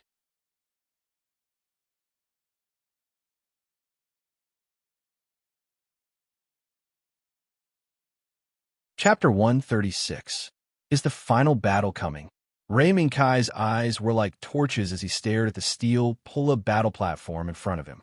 He watched the whole process of Kreutzer, who was wearing a silver mask, bringing down the defeated Fulgent, and even more so, watching the last pairs of fighters left on the steel pull-up battle platform. Perhaps in this competition venue, even the audience sitting in front of the TV watching this exhibition match thought that this was a cosplay exhibition match arranged by the organizers. But Ray Minkai knew that everyone who appeared on the steel pull-up battle platform from the beginning of the exhibition match until now was real. None of them were cosplayers who were imagined by the audience, but real people who really appeared in this competition venue. Lei Minkai couldn't help but feel excited. He even had the urge to have a steel pull-up battle with Xiaya, Amulo, and the others. Even though Lei Minkai knew that he might lose, he couldn't suppress the rising flames in his heart. Kai, will the next battle be the reappearance of Axis? Euphemia, who was sitting next to Ray Minkai, was holding a colorful manual in her hand. And on the front page of this colorful manual, it just so happened that Axis' full appearance was printed. At the same time, after Kreutzer left with Fulgent, the steel pull-up battle platform's display field suddenly turned black, triggering the field change program. With the spread of Palevsky particles, the same space terrain, but the battle map that surprised all the audience appeared. They saw that in the vast space, a blue planet was slowly rotating, and the silver-white satellite that had accompanied the blue planet for hundreds of millions of years was also slowly rotating in the distance. But between the two, there was another uninvited guest, Shinzian's satellite fortress, Axis. From afar, this cross-shaped behemoth was slowly falling towards the blue planet below. Neo Gauda and Shizabi were also quietly floating in the air above the huge satellite fortress Axis, in the midst of the airflow that had begun to impact the atmosphere. They looked at each other. This scene caused countless spectators to boil with excitement. That was right. This was a scene that appeared in Gao the 009-3's Shea, the counterattack. In the original work, this was the scene where Amulo piloted Gao to stop Xiaya from pushing Axis to Earth. It was also the final curtain call of the Crimson Comet and Xiaya Aznable's exit from the UC stage. Fate's reappearance. Ray Minkai turned around and looked at the colorful manual in Euphemia's hand that had all the information about Axis's breakthrough printed on it. Looking at the book, Ray Minkai vaguely sensed that this might be the final Easter egg arranged by the organizers. Kai, after this battle, it should be our turn, right? After Euphemia flipped to the last page of the manual, she looked up at Ray Minkai and asked, Yes. But before that, let's watch this battle first. Xiaya. Amulo. Unknowingly, when all the spectators saw that the battle terrain had changed to that of Axis's breakthrough, they all excitedly waved their arms and shouted the names that appeared in their minds at this moment. Gradually, Xiaya and Amulo's names were like thunder, constantly rumbling in the air above the competition venue and echoing for a long time. This made Kiera, who wanted to say a few words to liven up the atmosphere, helplessly cover her ears and smile bitterly. Her original plan also disappeared at this moment. Then, all that was left was to shout the names in their minds together with the spectators in the stadium. This wave of enthusiastic cheers. Amidst this wave of cheers, Shea and Amulo looked at each other across the huge steel pull-up platform. Amulo, what are you doing here today? Shea once again asked this question. However, it seemed a little unnecessary. Didn't I say? I'm here to see you make a fool of yourself. Xiaya. As usual, Amulo's answer was very direct. Is that so? Then, I'm afraid I'll have to disappoint you. Amulo. Xiaya sneered. His hands moved, and Shizabi immediately moved. In the background of the Azure planet that was getting bigger and bigger, Shizabi flew into the air and looked down at Nyogauda. At the same time, Xiao also looked down at Amulo. Amulo, although I don't know why Her Highness allowed you to appear here, this stage is the most suitable for you and me right now. Come, just like Xiaya, Aznable, and Amulo in other parallel worlds, let's fight on this stage of Axis. That's exactly what I was thinking. Xiaya, we still have an unfinished battle. Amulo's eyes flashed as he spoke in a low voice. Unfinished battle? Xiaya's eyelids twitched. He immediately realized what Amulo was talking about and said angrily, Amulo, you still have the face to say this? If it wasn't for you, Lawlison wouldn't have been killed. Shizabi raised the beam rifle in his hand and fired at Nyogao amidst the beam attacks. Shaya's voice quickly turned cold, as if it had been frozen for 10,000 years. As the murderer, you still have the face to say this? Amulo. Nyogao quickly retreated. As he retreated, he moved irregularly and dodged behind the protruding objects beside him, blocking Shizabi's beam attacks. Amulo's gaze passed through the light of the Palevsky particles and landed on Shaya's faintly discernible face. Murderer, I admit it. I killed Lala, that's right. But you're also the murderer. Shaya, don't forget, when Lala's soul appeared in front of us, it already mentioned that you were her murderer. Amidst the continuous shooting, the distance between Shizabi and Nyogao quickly closed. A cold light flashed in Shaya's eyes. Shizabi raised his hand and shot the beam rifle in Nyogao Da's hand. But at the same time, Amulo, who was waiting for an opportunity, controlled Nyogao to shoot at Shizabi. Thus, under this coincidence, both Shizabi and Nyogao Da's beam rifles were simultaneously destroyed by each other. It's just a beam rifle. Nyogao still has this. Amulo's right hand moved slightly. The floating cannon on Nyogao Da's back immediately rose into the air and pounced toward Shizabi. It's just a small toy. Amulo, don't even think about using this toy to defeat Shizabi. In the blink of an eye, Shizabi straightened his waist, and the mega particle cannon mounted on it fired. From left to right, it destroyed more than half of the floating cannon fired by Nyogao Da. Then, Shizabi flipped his hands, and two beam swords appeared in his hands.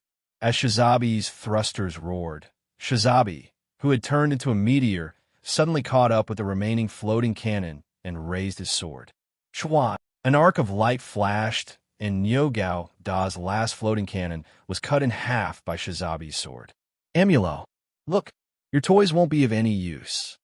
In the middle of the explosion of the floating cannon, Shizabi, who was holding two swords, looked at Nyogao from a distance. TSK, don't be too proud. Shaya. Amulo's hands moved, and Nyogao also pulled out two beam swords. Moreover, the Vulcan cannon on his head was crazily spitting out different lengths of flames as they quickly rushed toward Shizabi. Shizabi naturally didn't put the Vulcan cannon on Nyogao Da's head and his eyes. Even if it looked like a dense barrage of bullets for Shizabi and Shaya, it was only a slightly troublesome existence and wouldn't affect Shizabi's mobility. At this moment, the meteor appeared again. However, other than the red meteor that Shizabi had transformed into, there was another white meteor behind him. Nyogao Da, Shaya, don't run. Shizabi's speed was surprisingly fast.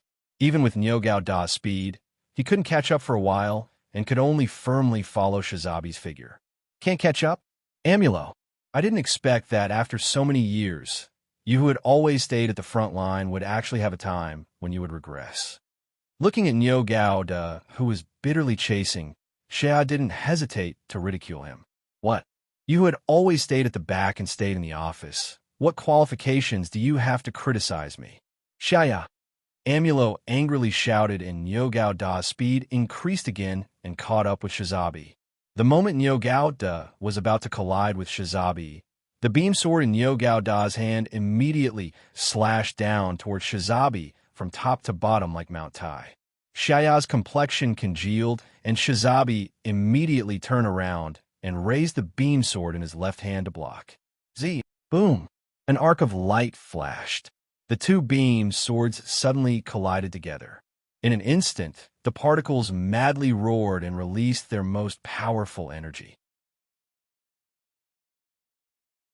In the blink of an eye, Shizabi and Nyogao Da were separated. Boom! Shizabi fell on top of the axis, and his feet deeply sunk into the stony surface of the axis. Under the influence of the powerful explosive force that erupted from the collision of the particles, two deep scratches were drawn out. But Nyogao Da was a little unlucky. Because Nyogao Da was in the upper position during the battle just now, under the influence of the particle impact, Nyogao Da was unable to use the stony surface of the axis to dissipate the force like Shizabi. Instead, he directly took a wave of impact, causing his entire body to sink deeply into the stony pillar. Looks like it's going to be tough. Amulo. After quickly glancing at Shizabi's situation, the corners of Shaya's mouth curled up slightly. Even though Shaya couldn't see the system prompt in front of Amulo, from Niogao Da's state of being deeply sunk into the stony pillar, Shaya could already guess that this wave of impact had caused Niogao to suffer a lot. It's just a small matter. Shaya, don't think it's over. The virtual projection screen in front of Amulo flashed with red light. Displayed on it were yellow and red alarms all over Niogao Da's body. But even so, Amulo's fighting spirit didn't extinguish even a little bit. Ka! Boom! Stand up! Niogao Da!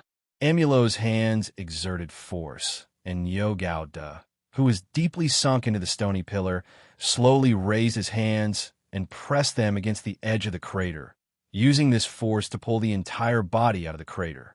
Amidst the rolling sand and rocks, Niogao Da's battered body, which even had traces of cracks, once again appeared in front of Shizabi's eyes. Continue. Shaya, don't think it's over. Come on. Amulo. Shaya snorted coldly. Shizabi's body moved, and once again turned into a red meteor, waving the beam sword in his hand, and charged straight towards Niogao Da. Shizabi's beam sword slashed apart the rolling sand and dust from above. The beam sword in Niogao Da's left hand appeared behind the sand and dust, blocking Shizabi's beam sword in front of his chest.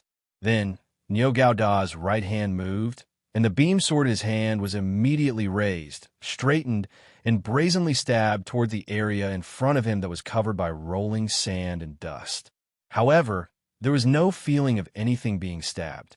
Suddenly, Amulo's eyebrows twitched, and he subconsciously pulled back his right hand, and Niogao immediately leaned to the right. Boom! Just as Niogao finished leaning to the side, a huge foot suddenly tore through the rolling sand and brutally kicked Niogao Da's original position. In the blink of an eye, the part of the stone pillar that was kicked was already torn apart and was covered by dense web-like cracks. Seeing this, Amulo made a prompt decision to increase the power output of the beam sword in Niogao Da's left hand to the maximum, and used this to force the beam sword that was in a deadlock with him to retreat. You're really fast to escape. Amulo.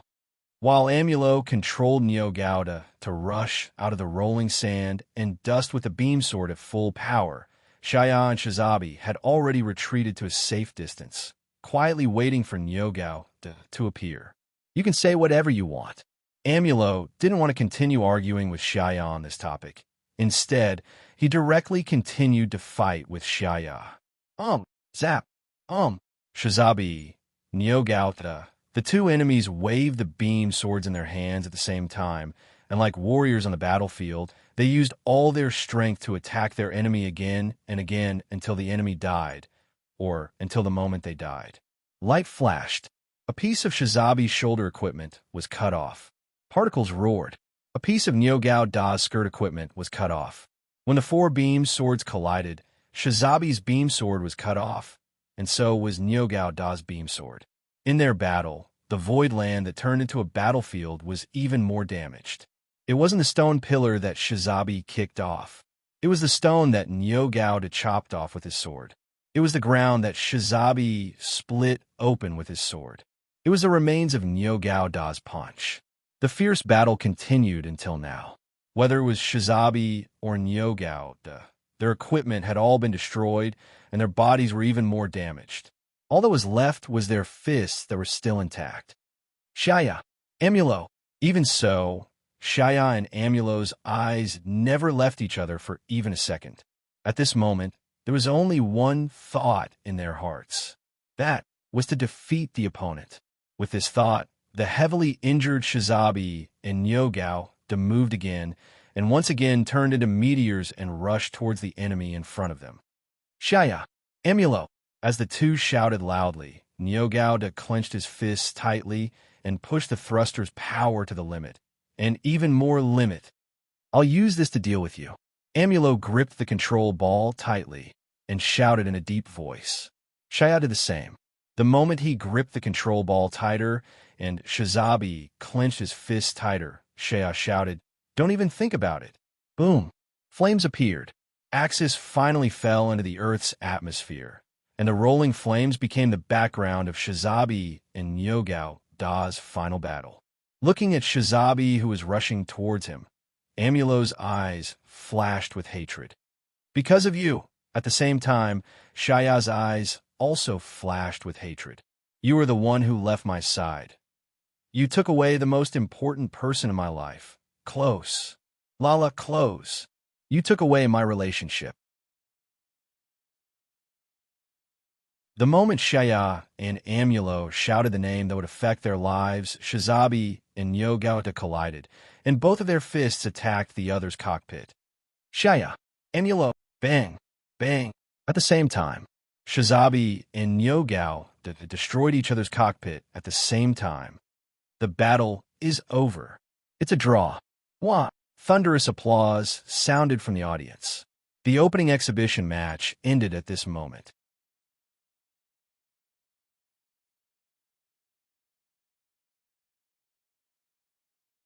Chapter 137.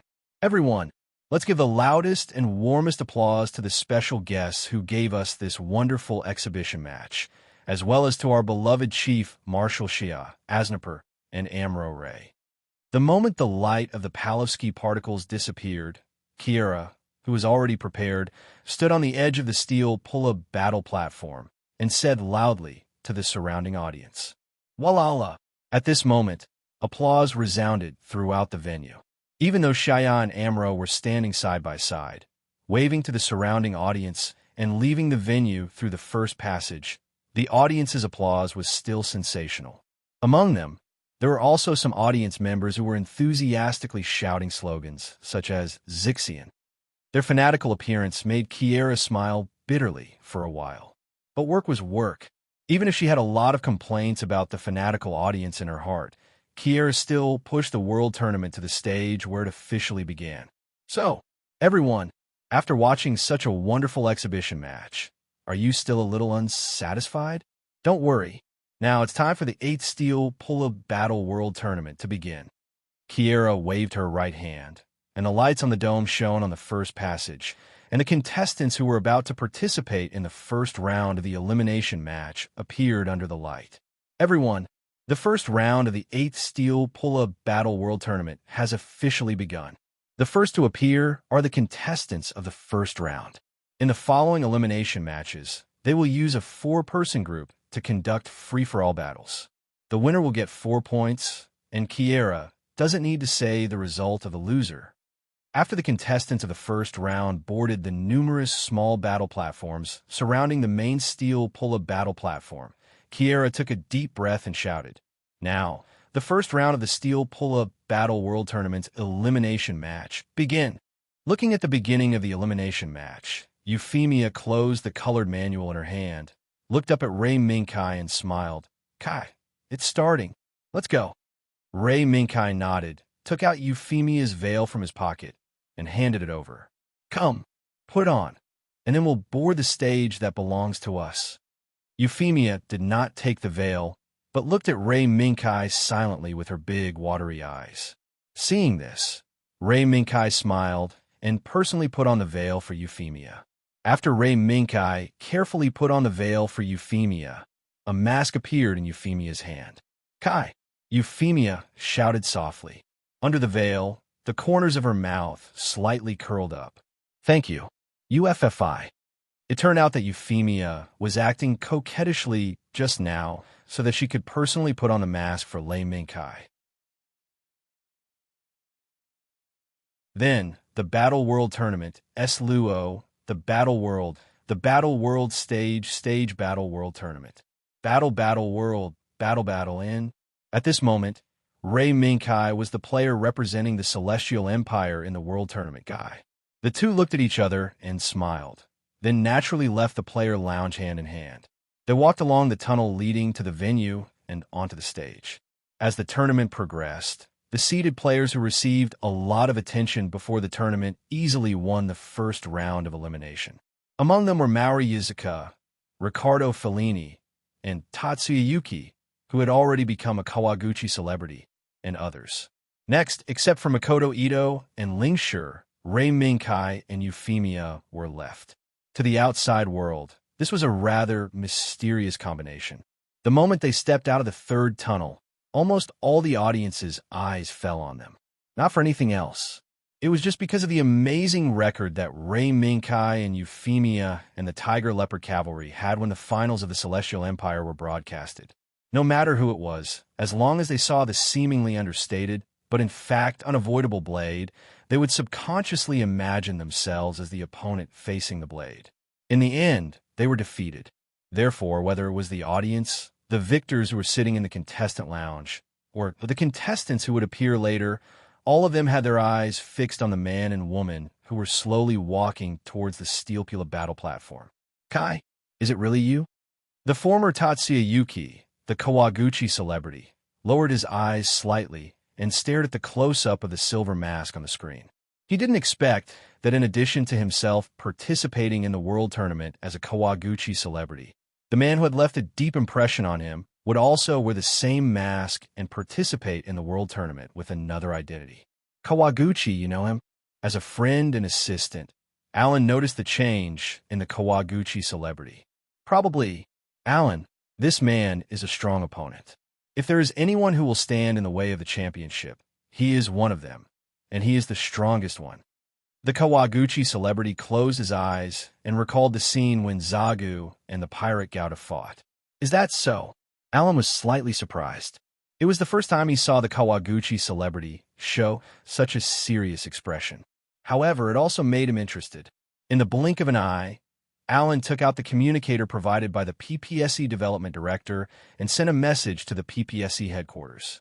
He nodded and said, "Since you value this man so much, then let's watch here." "Okay, thank you, Alan." In the venue, Rei Minkai and Euphemia stepped on the Steelpula battle stage prepared for them. On the other side, Rei Minkai's opponent for this elimination round was already waiting for them. However, after Rei Minkai's eyes circled around the opponent, he couldn't help but be attracted by the tall and short combination on the left side. This is cosplay. If it wasn't for the silver mask on Rei Minkai's face, perhaps the surprise on Rei Minkai's face at this moment would be noticed by others. "Kai, what's wrong?" Euphemia keenly noticed Rei Minkai's strangeness. "No, it's just an illusion. It's just my imagination." Rei Minkai shook his head. Suddenly, when Euphemia and Rei Minkai were talking, the brawny man opposite them, the brawny man from the Steelpula, looked back and forth between Rei Minkai and Euphemia and said in a rough voice, "I hate masked men the most. Hurry up and start. Then let me completely destroy you." Hearing this, Rei Minkai blinked. It seems that I didn't offend him, right? In fact, it's the first time they met. However, compared to the brawny man, Rei Minkai was more concerned about the tall and short combination. The large green military coat covered most of his short figure, and in order not to hinder his movements, his long sleeves were rolled up high. But even so, the large military coat still made the short figure look a bit too comical. And standing next to him was a tall boy with short silver hair and a dart-shaped fringe on his forehead. The appearance of this combination made Rei Minkai have a slight stomachache. Although Rei Minkai had already sensed from the two's demeanor that this combination shouldn't be Commander Olga and Three Sons and Moons Augustus from Gao Da's Iron-Blooded Orphan Barbados, Rei Minkai still had a trace of worry in his heart. After all, Shaya Aznable and Amulo, these big shots had already appeared. Who could guarantee that there wouldn't be another big shot who would randomly appear in the middle of the match? Come on, Three Suns and Moons. Now, this is our Iron-Blooded group's first match in the World Tournament. We must win. Only then can we continue to move forward. The words of the tall boy who looked like Olga made Rei Minkai's stomachache even more. Euphemia, find a location of the Steelpula they control as soon as possible. Enduring the faint, twitching feeling from his stomach, Rei Minkai ordered in a low voice. "Minkai, are they strong?" Although she had a period of Gao Da's knowledge, Euphemia was still far from understanding the iron-blooded orphan Barbados. Maybe. At this moment, the referee announced the start of the match. The 13th round of the first elimination round begins. All contestants, please get ready. At the same time, the AI prompt of the steel pull-up battle platform also sounded. Palaski particles are beginning to disperse. Please set up the GP base. Field 3 forest. Please put in the steel pull-up model. The cameras had already locked onto Lei Mingkai. The instant Lei Mingkai took out the ferocious cavalry, the audience and the contestants sitting in the waiting room couldn't help but straighten their backs and stare at the screen. That mech is... Maori Yazaka's eyes widened as he stared at the close-up of the ferocious cavalry without blinking. He was afraid of missing a single detail. Amazing. It feels different from the last time I saw it on the broadcast. Guy modified the ferocious cavalry. He's probably preparing for the world tournament. Izashi's eyes lit up as well. Just like Yazaka, he scanned the ferocious cavalry, not wanting to miss a single detail. Lingshi, that guy is serious. Are you confident? Fellini looked at the ferocious cavalry and turned around to look at Lingshi, who was uninterested in the ferocious cavalry. Oomph. Of course. Other than me, who else can beat that bastard? Lingshi snorted as he patted his chest to show his confidence. However, in the next second, Fellini mercilessly crushed Lingshi's confidence. Is that so? Someone even broke a bunch of his steel pull-up models. If it were me, I would force you to surrender with the bill.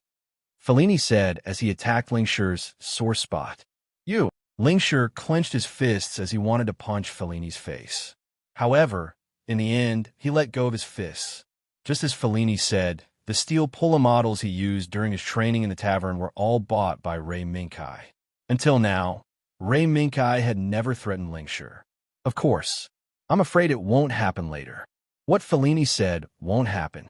Otherwise, Lei Mingkai wouldn't have tried so hard to get the qualification rights in the Celestial Empire. Bastard. I owe him a big favor. This bastard. Wait and see. Lingshi gnashed his teeth as he waved his fist at the silver mask on the screen. Lingshi gnashed his teeth. Lei Mingkai wouldn't know. Even if they knew, they would only sigh and say that they had finally dug a hole for the Ling department. Of course, this is also a story for another time. Lei Mingkai's current task was to get a beautiful result in this first round of elimination. Kai, 9 o'clock, one machine. It's moving towards us at high speed. It's Rochelle. Euphemia's hands tapped on the virtual keyboard, and the images captured by the radar appeared in front of her eyes. Received. Above the forest, Rochelle, who had turned into the MA form, was using its high mobility to move quickly above the canopy. Looking at its appearance, it probably wanted to use the low altitude as cover to quickly wander above the forest and wait for the opportunity to launch a surprise attack toward a battle area that might happen somewhere in the forest. This abacus could be described as loud and clear, but it didn't know that from the beginning it had been targeted. Chua, Rochelle, who was in a state of high-speed maneuver, just flew over a lush forest, and a sharp arc of light came from below without warning. What? Attack! Where did the attack come from? Rochelle's pilot was surprised. According to his guess, there shouldn't be any enemies in this forest. Boom! No matter how surprised he was, the fact that Rochelle was cut in half and then swallowed by the explosion would not change. The only thing that could comfort this unlucky pilot was the figure that rushed out from the fireball that Rochelle turned into. Ferocious cavalry. Kai, it's yours. Sorry, I just happened to be passing by. In Lei Mingkai's smile, Ferocious Rider shook the reins, and the warhorse under him accelerated toward the other direction of the forest. The combination that looks like Olga and the three suns and moons should use Barbados. Then why are they there? While he was confused, an explosion suddenly sounded above the forest. Kai, it's the 3 o'clock direction. Over there seems to be signs of a battle. Euphemia quickly said her discovery.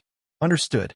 Ferocious Rider pulled the reins, and the warhorse under him changed direction and accelerated toward the direction of the explosion. The forest was quickly retreating. The light in the distance quickly became bigger until the moment in front of his eyes turned into a vast expanse of white. Ray Minkai narrowed his eyes and saw Barbados, who was fighting with Ava Trey, who was nicknamed Golden Shit. Under the battle between Ava Trey and Barbados, the forest that turned into a battlefield was devastated and destroyed. It really is Barbados. He really is a cosplay of the soul. Lei Minkai shook his head inwardly as he watched Barbados, who was not afraid of Avatar's beam attack at all, frantically raising his giant hammer and smashing it at Ava Trey. Moreover, in the fierce battle, the tall guy who looked like Olga did not forget to shout loudly. 3 suns and moons. Beat that ugly bastard down. We must enter the finals. This way, we can have more newcomers in the Taiwa team. We can have more family. Understood? Barbados, give me strength.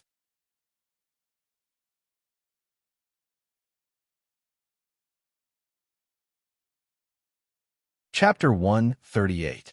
Ava Trey, Barbados.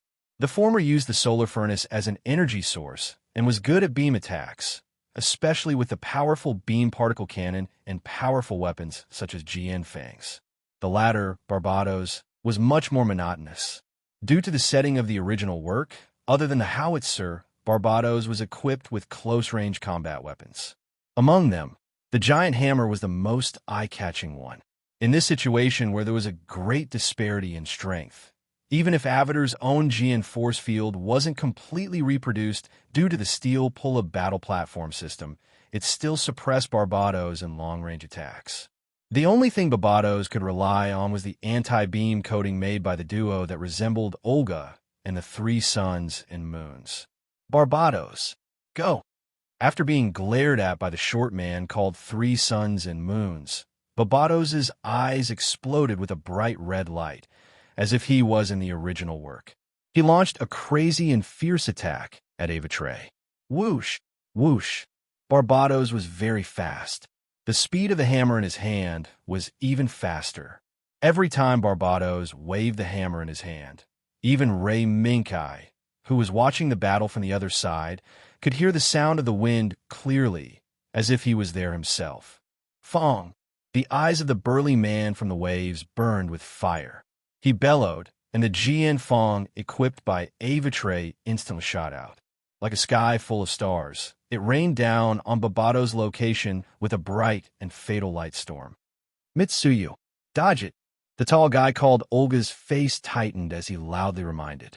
The short man exerted force with his right hand, and Barbados moved back and forth on the ground like an ice dancer, nimbly dodging the fatal light storm that filled the sky. Hey, you dodged really fast. But even so, the fact that you're trash can't be changed. You're a human with no survival value. Let me, Alexander Gaona, clean you up. Suddenly, the words that came out of the brawny man's mouth made Ray Minkai's eyelids twitch. Putting aside the fact that they were cosplaying as Olga and the 3 suns and moons, why was this muscular man claiming that he was the big boss that Livens had plotted against in the first season? Was it because of Xiaya and Amulo's appearance? As a result, the Steel Pulla enthusiasts couldn't help but immerse themselves in their favorite characters. If that was the case, it was possible that there would be more opponents that would make Ray Minkai's stomach ache even more. Euphemia, make your move. It's useless to keep waiting like this. There was no need to think too much about countermeasures. In order to calm his slightly twitching stomach as soon as possible and to end this elimination round as soon as possible, Ray Minkai decided to join the battle. Yes, Kai, it's ready. After Euphemia's slender fingers quickly tapped on the virtual keyboard a few times, she solemnly nodded. Immediately after, Ferocious Rider shook the reins in his hand, and his warhorse immediately rushed into the battle between Ava Trey and Barbados like an arrow leaving the bow. At the same time, Ferocious Rider raised the long sword in his right hand and flew towards Ava Trey, who was controlling the many GN fangs to attack Barbados. Shwa! The sword flashed. Ava Trey, who didn't realize Ferocious Rider's arrival and didn't have time to react, took a direct hit from the sword. What? Where did the attack come from? The brawny man froze for a moment. Then, with the help of the system, he saw the culprit that caused great damage to Ava Trey. It was Ferocious Rider riding the steel pull a warhorse. It's you, Kai, masked scoundrel. Boom. Before the brawny man could curse a few words, he saw an opportunity. Taking advantage of Avatar's heavy injury, he threw the huge hammer in his hand and accurately hit Avatar's front half. In just a few short breaths of time, the magnificent and shiny golden Avatar had suffered 2 fatal injuries, one from the front and one from the back. TSK. Wait and see. The muscular man moved his left hand, and the Avatar that was buried in thick smoke and was about to fall to the ground popped out the top baffle. Then, a second humanoid MS that was also painted in gold flew out. It was the Avatar MS. Barbados, I can put that attack aside for the time being. Now, I have a request, and that is to work together to kill this Ferocious Rider. How about it? The brawny man's suggestion made the short man subconsciously look at the tall man. Following the movement of the silver dart bangs, the tall man resolutely nodded and said, "Okay, work together to kill the Ferocious Rider. This way, we will have a chance to move forward, right? 3 days and moon." Understood. The short man slowly nodded, raised his head and looked at the Ferocious Rider on the screen and said calmly, "Sorry, since Olga has already said it, then I must fulfill Olga's request." Avatar and Barbados working together did not surprise Ray Minkai. On the contrary, he felt that it was natural. The Ferocious Rider's strength was already displayed in the Celestial Empire's competition zone. As long as one was not stupid and knew how to collect information on the contestants before the competition, they would be afraid of the powerful and mysterious Ferocious Rider. Therefore, the current situation was only to be expected. Come. Ray Minkai's voice was very calm. Even the Ferocious Rider was just riding steadily on their horses, holding their long blades horizontally, waiting for the enemy to attack. I'll take the lead. Perhaps it was to show his sincerity, or perhaps it was to vent his anger. Under the control of the muscular man, the Avatar-type MS immediately raised the 2-beam rifles in its hands and fired 3 consecutive shots at the ferocious cavalry. Too slow. Before the first particle beam from the Avatar MS could reach the front of the ferocious cavalry, the ferocious cavalry's figure suddenly disappeared from the Avatar's radar. As a result, the ferocious barrage of 3 consecutive shots hit the ground in vain, resulting in a few deep craters being blasted out. Disappeared. Where is he? Clang. Just as the brawny man was looking around in shock for the Ferocious Rider's figure, the sound of weapons clashing could be heard from behind the Avatar MS looking back. It was actually Barbados who blocked the Ferocious Rider's attack with a hammer that smashed the front half of the Avatar MS Ferocious Rider. When did he get behind the Avatar MS? Hey, uncle, don't look around anymore. He's very strong. The short man's eyes flashed with a serious light as he felt the powerful pressure from the Ferocious Rider. This was a power that even Barbados, who had half of his strength released, was afraid of. So strong. He's so strong. Barbados. Right now, it's still not enough. I still want more power.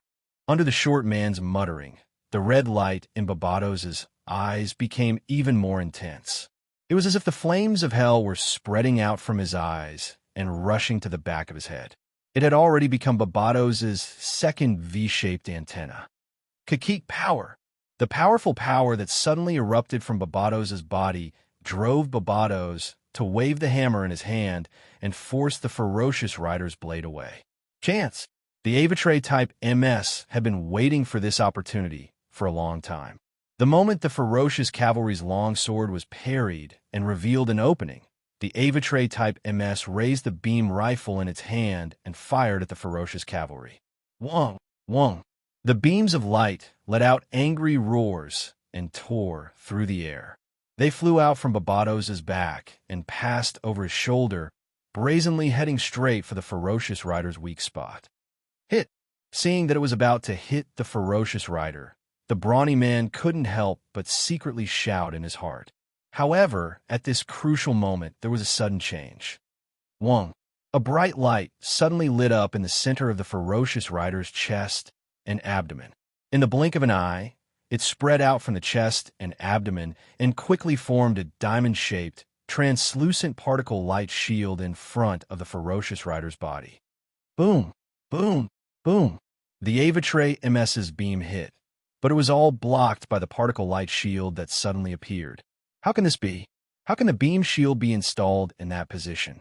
The brawny man was also an experienced steel pull-a fighter. However, he never expected that someone would install a beam shield directly in the chest of the steel pull-a model. Very good cooperation. However, you still lost. Although Ray Minkai praised the other party's cooperation, he mercilessly controlled the ferocious rider who blocked the fatal blow to swing the blade in his hand again and charge straight at Barbados. Dang! Blade, hammer. At this moment, they clashed again. However, this time, it was Barbados who was at a disadvantage. What? Even the current Barbados can't block the opponent's attack? The tall man looked at Barbados, who was forced to half-kneel on the ground under the ferocious rider's blade in shock. Olga, he's very strong. However, this isn't all Barbados has. A red light suddenly flashed in the short man's eyes. 3 suns and moons. What are you trying to do? Didn't we agree to only use that in the finals? The tall man immediately saw what his partner was trying to do and quickly said, No, if we don't use it now, we won't be able to defeat him. Barbados awakened. Suddenly, a roar that seemed to be made by a beast when it was injured was heard. Upon hearing this roar, Ray Minkai actually felt a trace of uneasiness in his heart. Sheathing his blade, he urged his horse. Under Ray Minkai's subconscious action, the ferocious rider nimbly retreated to the side and quietly looked at Barbados, who was gradually emitting an ominous aura. Hey, what are you trying to do? Just as the muscular man's voice rang out, a black lightning suddenly exploded and drew a zigzag path in the air. The instant it drew a snake-like trajectory, the Avatre-type MS he was controlling was actually pierced through the chest and lost all of its reactions. What's going on? The muscular man looked at the huge word defeat in front of him and couldn't understand the situation in front of him. Weren't they working together to attack the ferocious rider just now? How'd he end up being eliminated now? Emperor form, Barbados. Ray Minkai narrowed his eyes and stared at Barbados, who transformed from serious to emperor form in the blink of an eye. How did the opponent do it? Although both of them used Barbados as the foundation, they were different from one another in terms of appearance. After thinking about it carefully, Ray Minkai couldn't figure out how this combination did it. Interesting. The corner of Ray Minkai's mouth curled up slightly. The ferocious rider's left hand shook and the steel polo warhorse immediately took a step forward, bursting out with all of its strength. Lightning. At this moment, it burst out. Under the speed that was almost comparable to lightning, the ferocious rider didn't raise the long saber in his hand. Instead, he was dragging it behind him. As the long saber rubbed against the ground and burst into sparks, the ferocious rider's eyes lit up.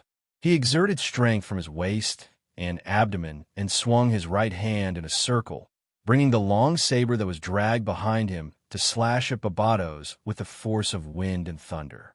Clang! A crisp sound of collision rang out. Boom! Barbados, who was slashed down by the ferocious rider with the momentum of Mount Tai, immediately sank into the ground. He sank into a deep pit that could bury his calves. Moreover, around Barbados, a terrifying spiderweb-like crack tore the ground apart in the blink of an eye. Hey, it's no big deal, right? Barbados. Facing such a terrifying attack from the ferocious rider, the short man actually said coldly. Immediately after, Barbados, whose calves were sunk into the ground, suddenly raised his head. The thruster that he was equipped with suddenly exploded. A force so strong that even the ferocious rider couldn't suppress it in a short period of time was born. It forcefully pushed the ferocious rider away from Babato's head. Ga. Walala. Dust flew everywhere. Under this powerful force, not only did Babatos push the ferocious rider away, he even easily pulled out his calves that were sunk into the ground and stood on the ground again. In the next second, Babatos didn't pause too much. Instead, he changed his movement. While leaving a trail of afterimages, he swung the hammer in his hand towards the ferocious cavalry. No, he was swinging it towards the Tepra warhorse that the ferocious cavalry was riding on. As the saying goes, shoot the horse before shooting the man. If the ferocious rider continued to ride on the horse, the few powerful slashes just now would still be a fatal threat to Babatos. Thus, taking advantage of this opportunity, the short man locked onto the steel polo warhorse without hesitation. Clang! Another rumble of weapons clashing could be heard. It was blocked. A trace of pity flashed through the short man's eyes. The iron hammer in Babatos' hand was blocked. It was blocked by the long saber that was blocked by Babatos and immediately made a comeback. Under the block of the long saber, the steel polo warhorse not only didn't suffer any damage, but it also used the moment when the long saber and the iron hammer clashed to retreat a few steps and quickly escape from Babatos' attack range. The wind blew. When the wind blew through the forest and rustled, the ferocious rider and Babatos, who were facing each other again, attacked again. The long saber was like lightning. The iron hammer was like a mountain. The ferocious rider and Babatos seemed to have transformed into legendary generals on the ancient battlefield. They waved the weapons in their hands and urged their warhorses to attack the enemy continuously. One hit, another hit. The red light in Babatos' eyes was still as red as blood, but the armor on his body had already shattered under the ferocious rider's long saber. Who? Suddenly, the moment Babatos' hammer was blocked by the ferocious rider's long saber, a black shadow shot out from behind Babatos. It was like a venomous snake hiding in the dark, flashing its deadly fangs at the ferocious rider. Raymond Kai's eyes flashed, and his right hand's fingers tapped on the control ball repeatedly. A black lightning bolt exploded from the waist of the ferocious rider, and in an instant, it firmly caught the black shadow that Babatos shot out, preventing it from breaking free. Buzz! It was taut. The moment the black lightning shot out from the waist of the ferocious rider caught Babatos' black shadow, the two Mecha began to fight. It really is Babatos' tail blade. Ray Minkai glanced at the black shadow that was caught by the ferocious rider's hook claw and saw its true identity. Bang! Suddenly, the force from Babatos' direction suddenly loosened, and the tail blade that was firmly caught by the hook claw fell to the ground powerlessly. Hero, severing his wrist? Ray Minkai could not help but be stunned by the scene in front of him. But in the next second, he subconsciously controlled the ferocious rider to raise the long saber in his hand and slash forward. Clang! There was another roar of weapons clashing. It turned out that Babatos wanted to use the hero severing his wrist method to obtain a slight chance of defeating the ferocious rider, but under Ray Minkai's subconscious action, it ended in failure. Interesting. Perhaps with what I know, the three suns and moons would not make such a decision. Under Babatos' continuous attacks, Ray Minkai smiled faintly and gently turned his left hand. Kai, are you going to use it? Facing Babatos, who had turned into a mad dog, Ray Minkai decided to use an even more powerful force to defeat him. Beep beep. As Ray Minkai pressed his left index finger, the equipment bar icon that appeared on the control ball flashed. Battle Soul System. Similar to the RG system. Open. All of a sudden, a faint red light quickly appeared from the gaps of the ferocious rider's armor and released a bright light in the blink of an eye. This is... Seeing the bright light release from the ferocious rider's body, everyone could not sit still. They all stood up and stared at the screen. Slash! The moment all the bright light merged into the blade, the ferocious rider's right hand moved and cut Babatos in half. Boom! In the explosion of Babatos, Ray Minkai and Euphemia won the first round of elimination.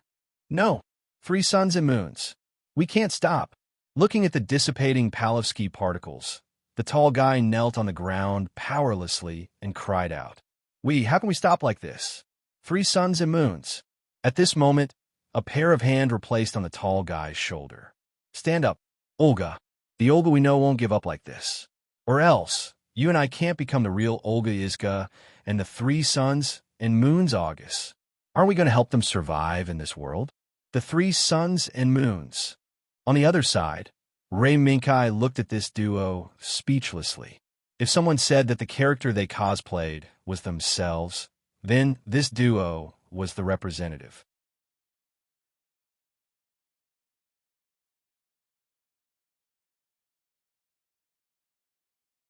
Chapter 139. Makoto Ito and Lingshur, who were ranked behind Ray Minkai, won the first elimination round without any suspense. However, due to the fact that Ray Minkai's Ferocious Panther Knight was the Galactic Assault Gundam, which used a buffer shield and a discharge system to determine victory, didn't cause much of a stir. It only caused ripples in the hearts of some people. Of course, this was a story for later. For them, who had already won the first elimination round, this wasn't important. Congratulations, Chung and Lingshur. When Ray Minkai and Euphemia left the venue, they coincidentally bumped into Makoto Ito and Lingshur. No, it's nothing. It's all because of Lingshur's control skills. After being praised by Ray Minkai, Makoto Ito embarrassedly touched the back of his head. Chung, this isn't the time to be modest. Lingshur stared at Ray Minkai, then pointed at Ray Minkai's mask. Listen to me, you bastard. Before the finals, don't lose. Otherwise, I'll lose a good chance to teach you a lesson. Ray Minkai couldn't help but chuckle at Ling Division's blatant provocation. Okay, if you and Chung don't lose before the finals, then we'll meet in the finals. It's a deal. Lingshur clenched his right fist and extended it toward Ray Minkai. Ray Minkai also clenched his fist and bumped it against Lingshur's right fist. It's a deal. But in the next moment, Ray Minkai's mouth showed a trace of smirk. But before that, shouldn't Lingshur give me back the repair fee for my steel pull model? You're too fierce. That bar owner still hasn't completely repaired the steel pull model. Hearing Ray Minkai's words and seeing the smirk on Ray Minkai's face, Lingshur immediately came to his senses. He quickly dragged Makoto Ito, who hadn't reacted, and ran away. Hey, Lingshur, don't forget. Seeing Lingshur running away, Ray Minkai felt very amused. Bastard, I shouldn't have changed my opinion of you. Just you wait. Lingshur's curses traveled far to Euphemia's ears, and at the same time, it aroused Euphemia's interest. Kai, what was the steel pull model you mentioned just now? I remember that we already brought out the steel pull models, right? Ray Minkai smiled and said slowly, that was the steel pull model that I bought from the bar owner when Simon brought me to when you and Merida went sightseeing nearby.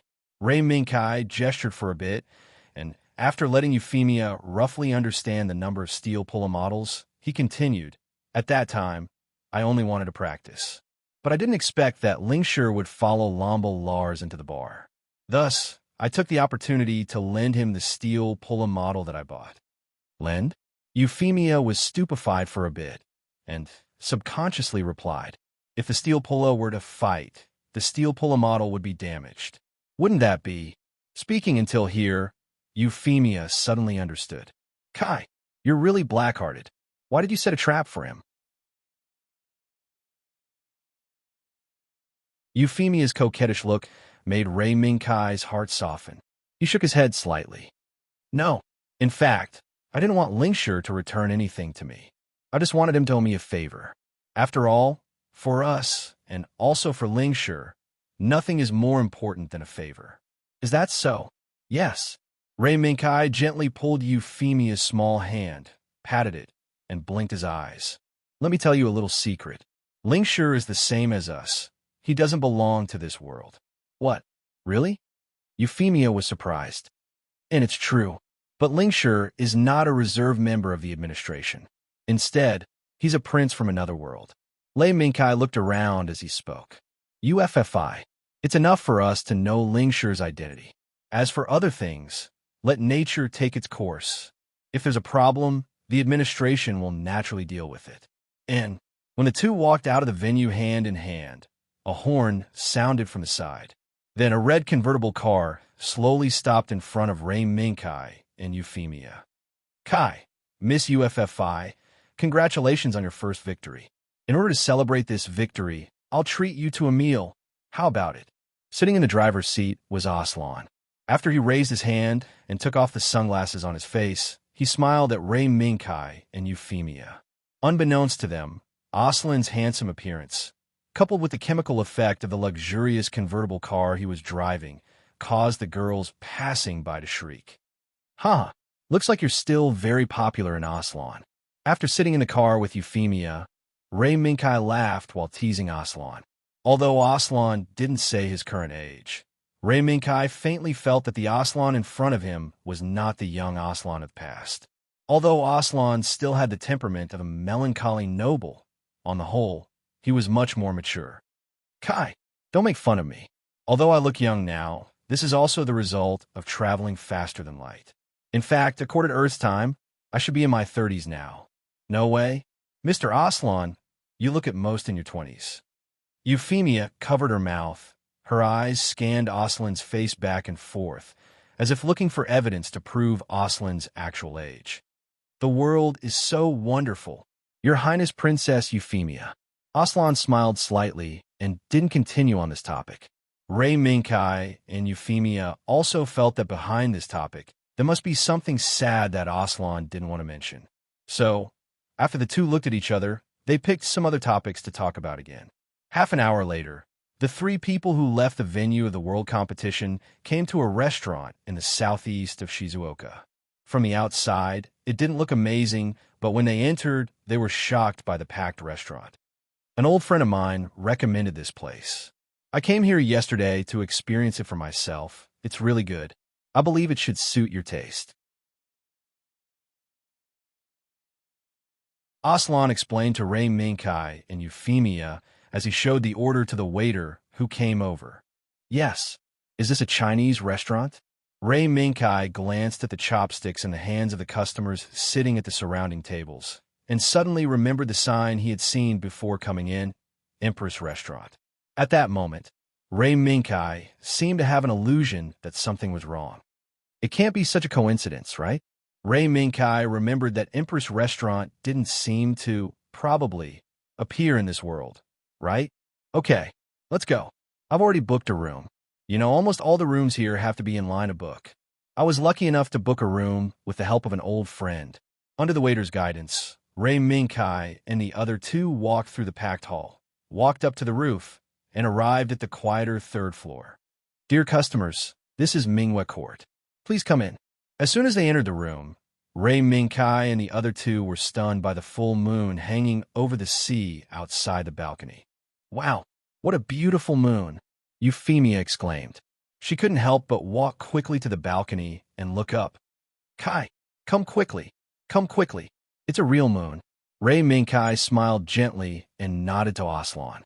He followed behind Euphemia and stood on the balcony with her. They looked at the full moon slowly rising into the sky. Perhaps that's why this room was named Mingwe Court. In the beginning, I didn't know why this room was called Mingwe Court, but when I saw the full moon, I understood. After confirming the menu with the waiter, Aslan also came to the balcony and looked at the full moon as he spoke. Huh, yes, maybe it's a tradition of this restaurant. In that moment, Ray Minkai felt as if he had returned to his hometown. This restaurant, from the outside to the inside, made Ray Minkai feel as if he had returned to his hometown. Tradition? Yes, that's what my old friend said.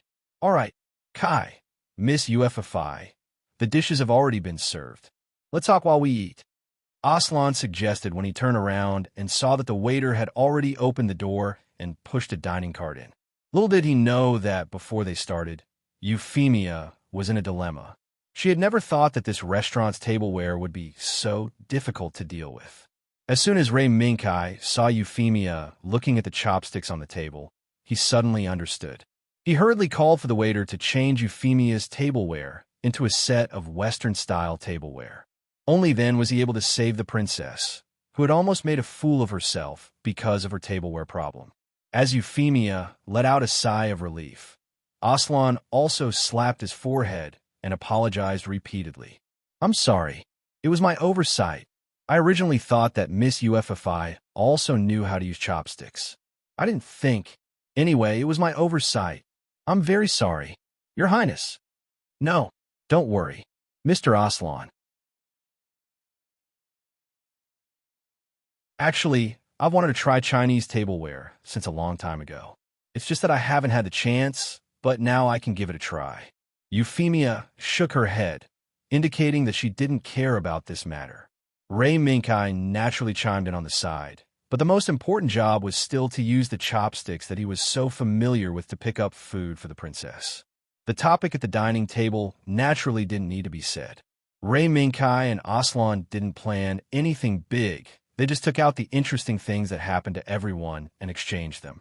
In this harmonious and cheerful atmosphere, the clock on the wall soon reached 7 o'clock in the evening. Ding dong. The doorbell rang. "And our dishes should have all been served, right?" Aslan was stunned for a moment. He glanced at the menu on his left hand and asked, "What's the matter?" "I'm very sorry. I'm sorry to disturb your meal. Right now, there are two guests who claim to be Aslan Sarah's old friends who want to meet with Aslan Sarah. Would you like to accept their request?" "Old friends?" Hearing this, Ray Minkai put down his chopsticks and looked at Aslan. Aslan frowned. After thinking for a while, he still shook his head. But he still opened his mouth and agreed to this sudden request. Immediately after, under the guidance of the waiter, the two old friends who came to this Mingwe court made Aslan stand up from his seat in surprise. Kira Yamato. Ray Minkai, who was sitting at the side, was surprised at the name that Aslan blurted out. He also noticed a trace of hatred, a trace of complexity, and a helpless expression on Aslan's face. Euphemia, who also noticed the abnormality, put down the cutlery in her hands, turned around and looked at Ray Minkai, then moved closer to Ray Minkai and sat there obediently, watching the reunion of old friends. "Long time no see. Aslan Sarah." Under the short brown hair was a pair of familiar purple eyes, but the familiar face already had a trace of age. "It's really Kira? You should already be..." The more he confirmed that the person in front of him was his old friend, who was also his enemy who killed his wife, Kira Yamato, the more complicated Aslan's expression became. Moreover, in Aslan's memory, Kira should already be in a vegetative state. Why did he look no different from an ordinary person now? He should already be paralyzed on the bed, unconscious, right? "Aslan, this is all thanks to my wife, Carrie."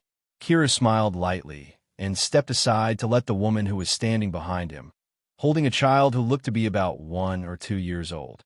"Carrie?" Aslan was stunned and asked subconsciously, "Prime Minister Aubrey, Carrie Yura Ashar?" "No, there's no Ob now. The only one left on Earth is the new unified government of Earth. Aslan Sarah." The woman with the baby in her arms shook her head, and there was a sense of relief in her voice.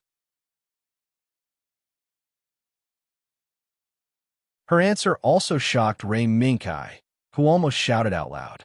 "What? Kira and Carrie became a couple? And gave birth to a child? Damn, what's wrong with this world?" For a moment, Ray Minkai felt that this world was too exciting. Compared to the shocked Ray Minkai, Aslan was much calmer. Even if he had already seen from the CD that Ray gave him that he would have an unclear relationship with the woman in front of him in a parallel world, it could not disturb his mind at all. Now, Aslan Sarah only cared about the two women who cared about him wholeheartedly.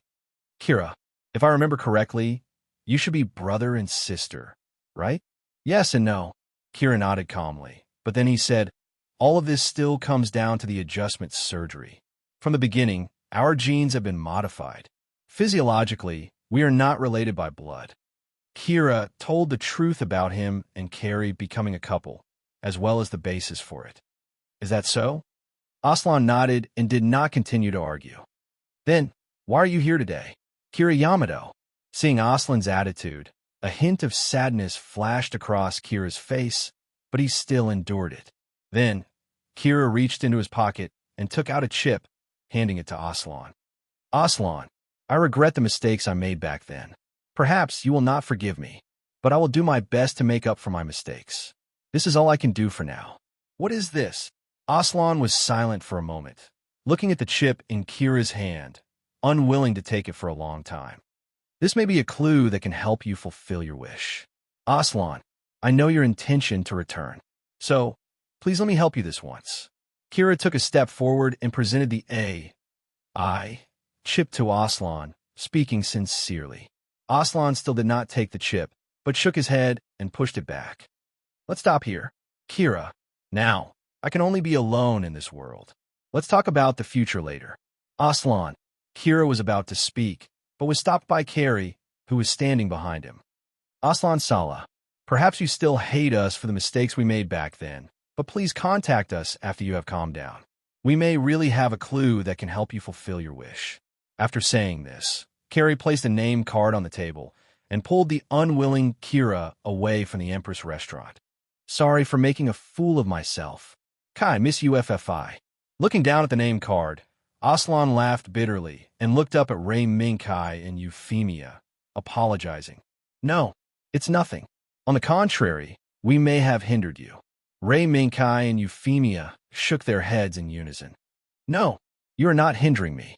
Thanks to your existence, I have the determination to reject Kira.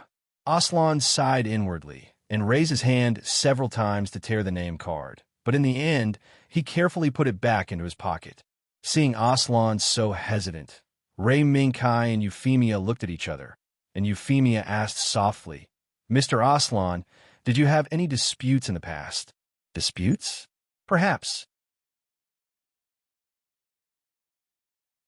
In the end, it's all because of the war and the mistakes we made when we were young and ignorant. Aslan turned back to look at the balcony, but unexpectedly found that the full moon had disappeared from the balcony and risen to the center of the sky. That was a war that had lost its meaning, lost all purpose, and only knew how to kill. In that war, I lost the person I loved the most, and Kira became a vegetable who could not wake up. Aslan laughed bitterly and slowly began to talk about that painful memory that was once engraved in his heart. You're tuning into the Warrior Lore YouTube channel. Don't forget to subscribe and join us on this journey to catch the most captivating stories.